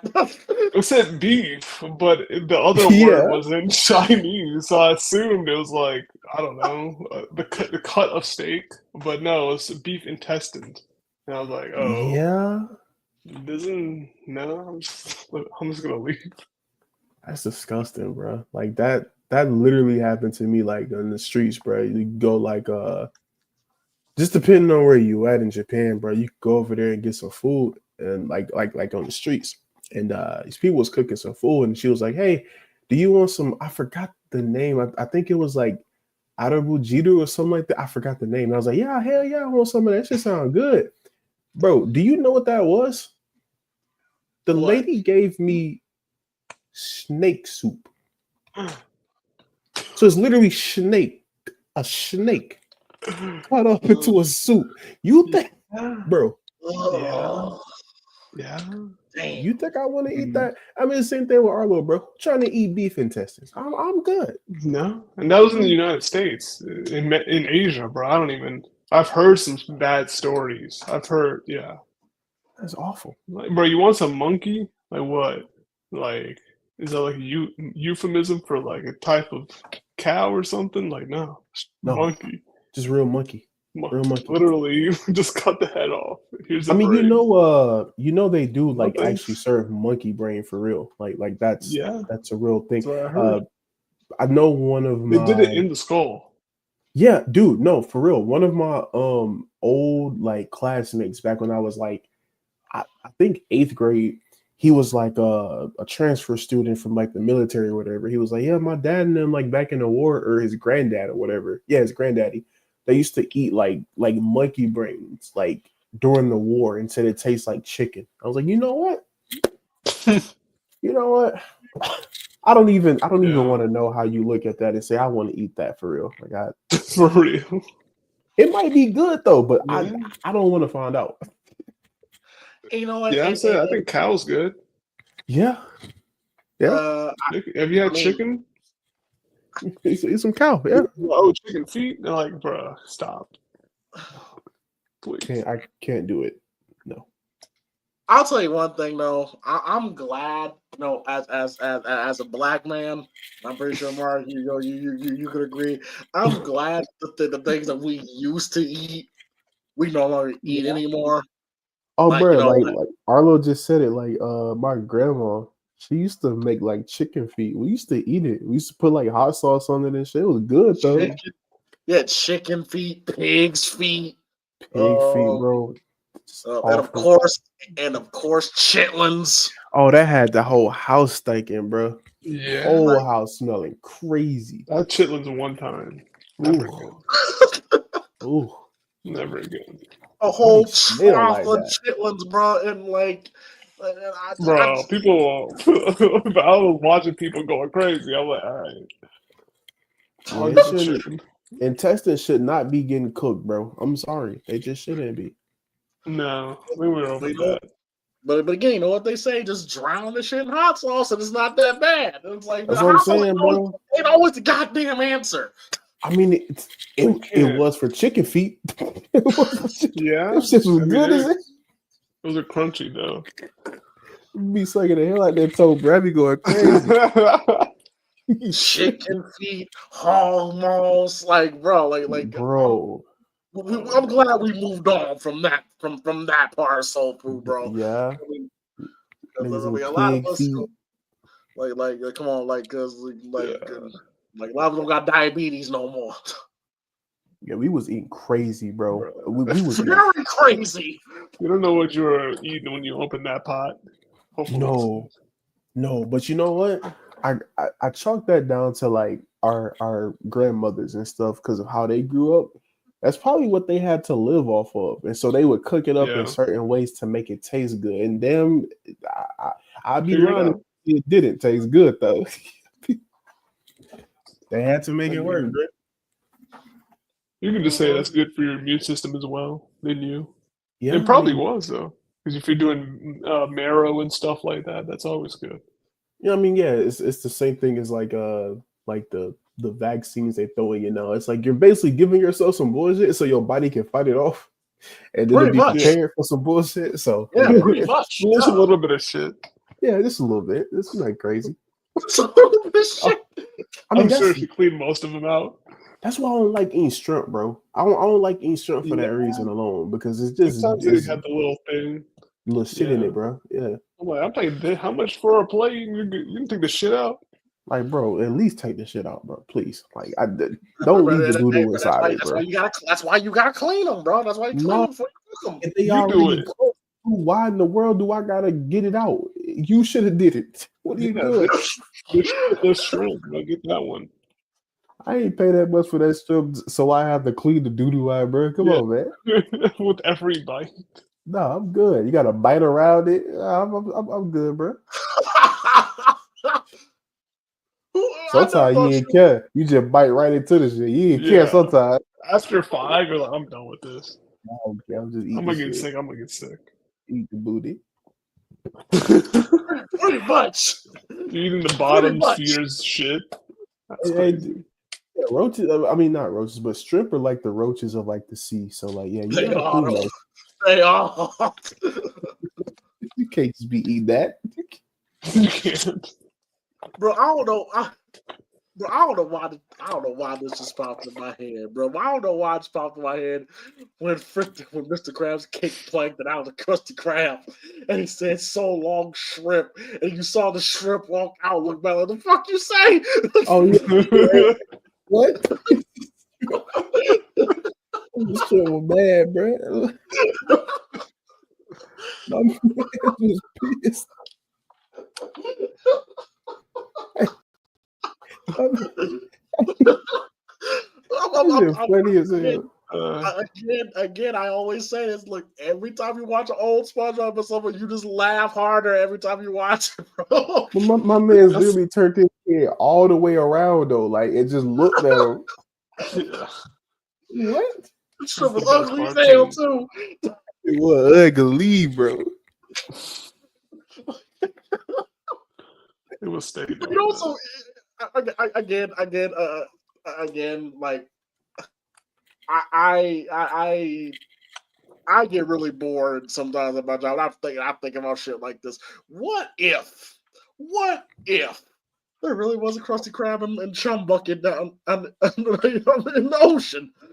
Hey, bro, crazier things could be down there for real. So I you never know. But that's why I'm scared of the water, bro. You don't know what's in there. Nah, that's what I'm telling y'all, bro. I go to the water, dip a little toe in, and just get up out of there. I'm not. You throw me at sea, just kill me, because I'm not surviving. Oh, at sea, yeah, I'm done. I'm not surviving. It's over. I'm on the ground, but I'm getting the waves that beat my ass. See, I ain't even let that happen. I ain't let that happen. Couple hours, bro. See, I'm good. See, one of the scariest. You good, bro. You got it. One of the scariest movies I ever watched was a movie called like Open Water, where this couple was literally trapped in the sea. Like in the whole movie, they're just trapped. And one night it's like raining and storming and shit. I'm like, this is horrifying. Oh, bro, is that the movie with the shark? Ain't it? with the sharks. Yes. Yeah. See, I'm good, bro. I'm good. Like I don't want no problems with the sea. I'm good on The land. crazy part is like you're just gonna die from thirst. That's what I'm saying. All that water right there. Crazy part, you can't drink the water. But y'all remember that story about that one dude who like got found? Like I forgot what happened. I think he was found like in a plane or something. Like the boat. It was something that had crashed. And it was a black dude. He was stuck underwater, undersea, and all he had was a half a can of Coke. Whoa! And he lived. I never heard that. That's For crazy. real? I've never heard that before. Not the advocate. Dude, yeah, no, he was Think about- at sea. I forgot his name though, bro. I think his name was Harrison Okini or something like that. They found my man's like he had been trapped like at the bottom of like the Atlantic Ocean for like 2 days or something. The Atlantic? Yeah. Damn, bro. How do you get the bottom? I don't know. I don't know how that happened. I Got think lost? I think like something like whatever thing he was on, it literally like crashed. I think like the tugboat had like sunk to like the bottom of the ocean, bro. And like everybody else on that ship, or not ship, but the boat had died except him. And my man was just stuck there with a half a can of Coke, trapped underwater with a whole bunch of stuff. And they found him. He was alive. Damn. That's a good. Like I that's would have been crazy. blasting that shit out if I was Coke. I'm like, look Yeah. what we do. We save people. We save people, dog. The funny thing is, he works now. I think he works as like a diver now, bro. Hell no, Which I is wouldn't crazy, I right? wouldn't go back in the water. I wouldn't go back in the water ever again. bro. No. I'm gonna get a gun. I'm gonna get a switch. I'm shooting that bitch up. Yo, Trying to shoot, kill me? they shoot the water. Yeah. I kill the water. Yeah, y'all Shoot if the any- at the water. just shoot the water down. Ain't that gonna happen, bro? Go Yeah, swim y'all with should fishes. y'all should check that out. Actually, I think he said that he won. Maybe no, I'm mistaken. Everything I said was true about him in the sea and stuff, but he did say he was never gonna go back to the ocean again after that. That's Yeah. what it Is was. I think he had enough. Is it a documentary on YouTube? I think so. I'm pretty sure there is. Like, let me actually look real quick. Harrison. I'm definitely intrigued. Yeah, that's a crazy story. 'Cause I would Oh never- well. Yeah, they got a. Yeah, they do have a. Yeah, I'll post it here in the private chat because I can't post it on YouTube for some reason. Weird. Okay, cool. I'm definitely gonna check this out. I was like, how in the hell, bro? Like, I don't. Dude, I would have already been like thinking I'm dead the moment the boat Yeah. like sunk. I'm like, yeah, it's over. All right. The moment it sinks, bro, it's like, oh well. I'm surprised. Like, I'm surprised the thing didn't combust. Right? Like, I don't. Yeah. I'm not sure how in the hell he even like. I want to say he may have like crawled to the space where like he had like a little pocket of air he could get because like the rest of the boat was like obviously filled with water. But like the spot he was in, he was able to swim up there to where he was pretty much like covered from like, you know, like the chest down in water, but just enough so he could breathe. Damn. The 2 days he was like that? For 2 days. Technically I would 3, drink but yeah, the 2 Coke days. immediately. Yeah, that Coke would have been go. I ain't gonna lie. Yeah. Coke would have been go. I'm not The Coke would have drinking been. a sip of Coke at a time. That shit gonna be flat.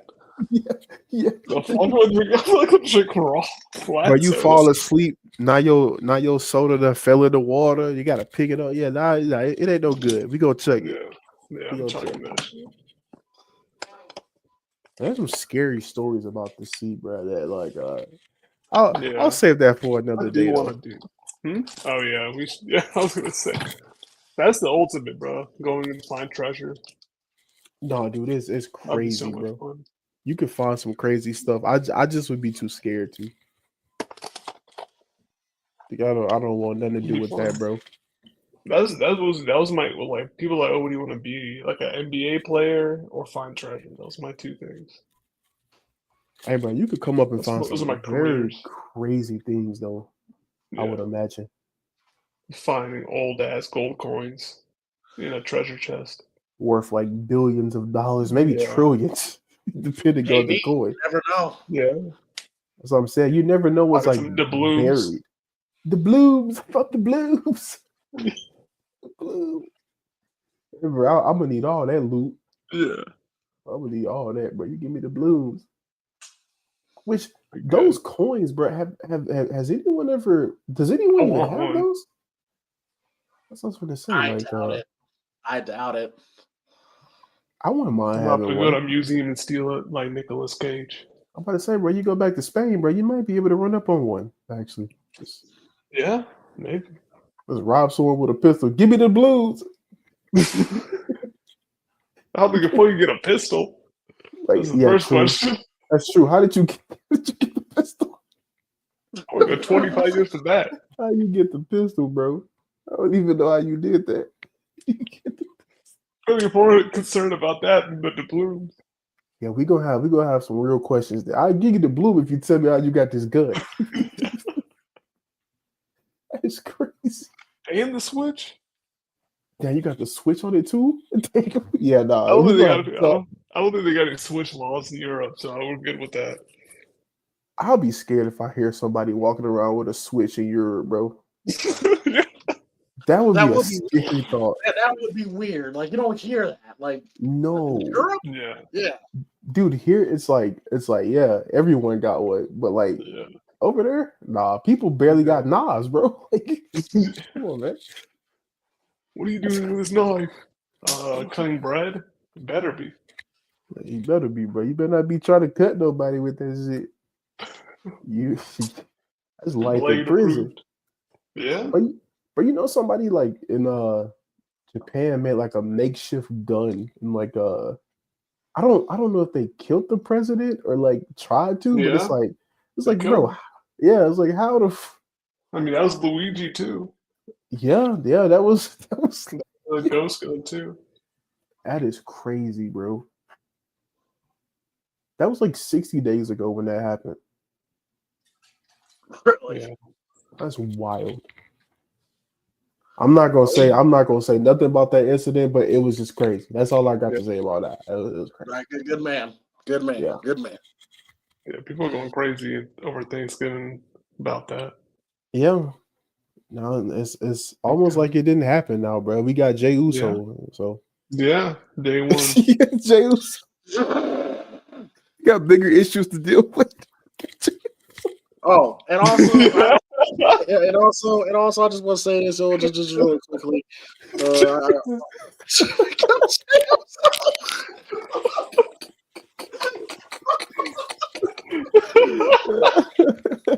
All this shit going on, but everybody else like, Jey Uso won the Royal Rumble. What the fuck is going on? Man. Bro, all these people getting deported, all this crazy shit happening in Canada, maybe 51st state. Jey Uso. Jey Uso, though, bro. I'm trying to tell you. I heard that. I understand that. Got some issues. Played from Scott left to right, but why Jey Uso, though? Why Jey? Where is John? Give me anybody but Jey Uso. People are so funny, bro. That's gonna be the thing now, bro. All the world problems, but people just gonna blame Jey Uso. It's Jey Uso. Jey Uso's fault. See Triple H, if you would have never met him with the Rumble, this would have happened. Have you tried yeeting? Yeeting away. Hey, bro, the government officials should try that. Yeah, just yeeting with a Mexican president. Yeah, bro. Help. Yeet with the cartel. Come to a understanding of what we should do. You know what I'm saying? Like, let's figure it out, man.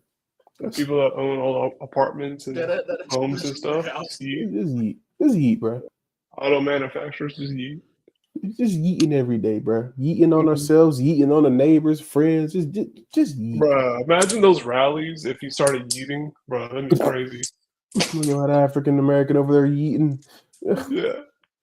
He Bro, just I know plays that in Jey they Uso and just start Donald Trump instead. Yeah.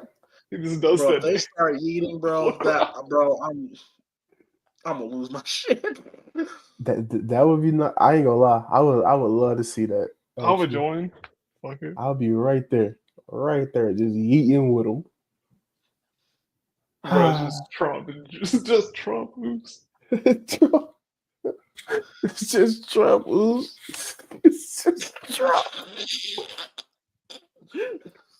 He got to do his little dance though. Yeah, You know what I'm the saying? little His little salsa. dance. Yeah, bro. You gotta hit that real quick.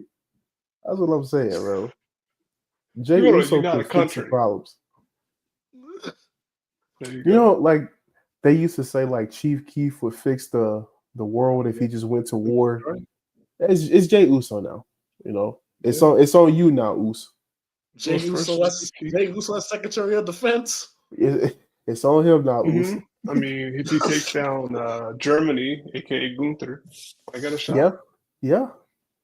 Actually, That that may be what starts the war. I don't know, man. I don't know. You can take down Kevin Owens as Canada. Yeah. Jey Uso's a real Rey American Mysterio, hero right now, y'all. Mexico, yeah. Be glad he won the Royal Rumble. Yeah. I'm gonna get him. I'm gonna get him, Moose. I'm gonna get him. Yeah. I got to get you. I got to get you. You feel that hell standing up on the back of your neck. Yeah, that was good stuff. Shit. But so Mark, you're gonna watch the movie? Yeah, it's funny how me wanting to be on this movie review now cost the podcast to go another like 45 minutes about food and a man getting lost at sea. But yeah, y'all watch the movie. Oh, we're still on the podcast. Cool. Yeah, we still on the podcast. Yeah, so all right, cool. Well, in that case, yeah. Before I guess I'll just drop you the link and don't even tell me what you thought. So hold on. What just know by your mood by the time you drop in. I'll just know. Well, hold on. Before I go, because I do want to go to bed. What time y'all starting? That's the real question. So I'll know when to watch the movie. Like I said, probably around same time as tonight, like 8:15 ish. Oh, okay, perfect. I got plenty of time now. Plenty of time. All right, cool. All right, y'all. Planned to end the show 30 minutes ago, but it was another fun conversation. But yeah, hit the like, subscribe button. Thank you all for hanging out with us for another episode of PrimeTime Podcast. We will see y'all. I will see some of y'all tomorrow for the Gorehound Show and the movie review. And I'll talk to some of y'all later. Hit the like, subscribe button, and I'll be posting more tribute shorts tomorrow. So you guys have been enjoying those. And we are out. Peace. Yeet. Get 'em loose.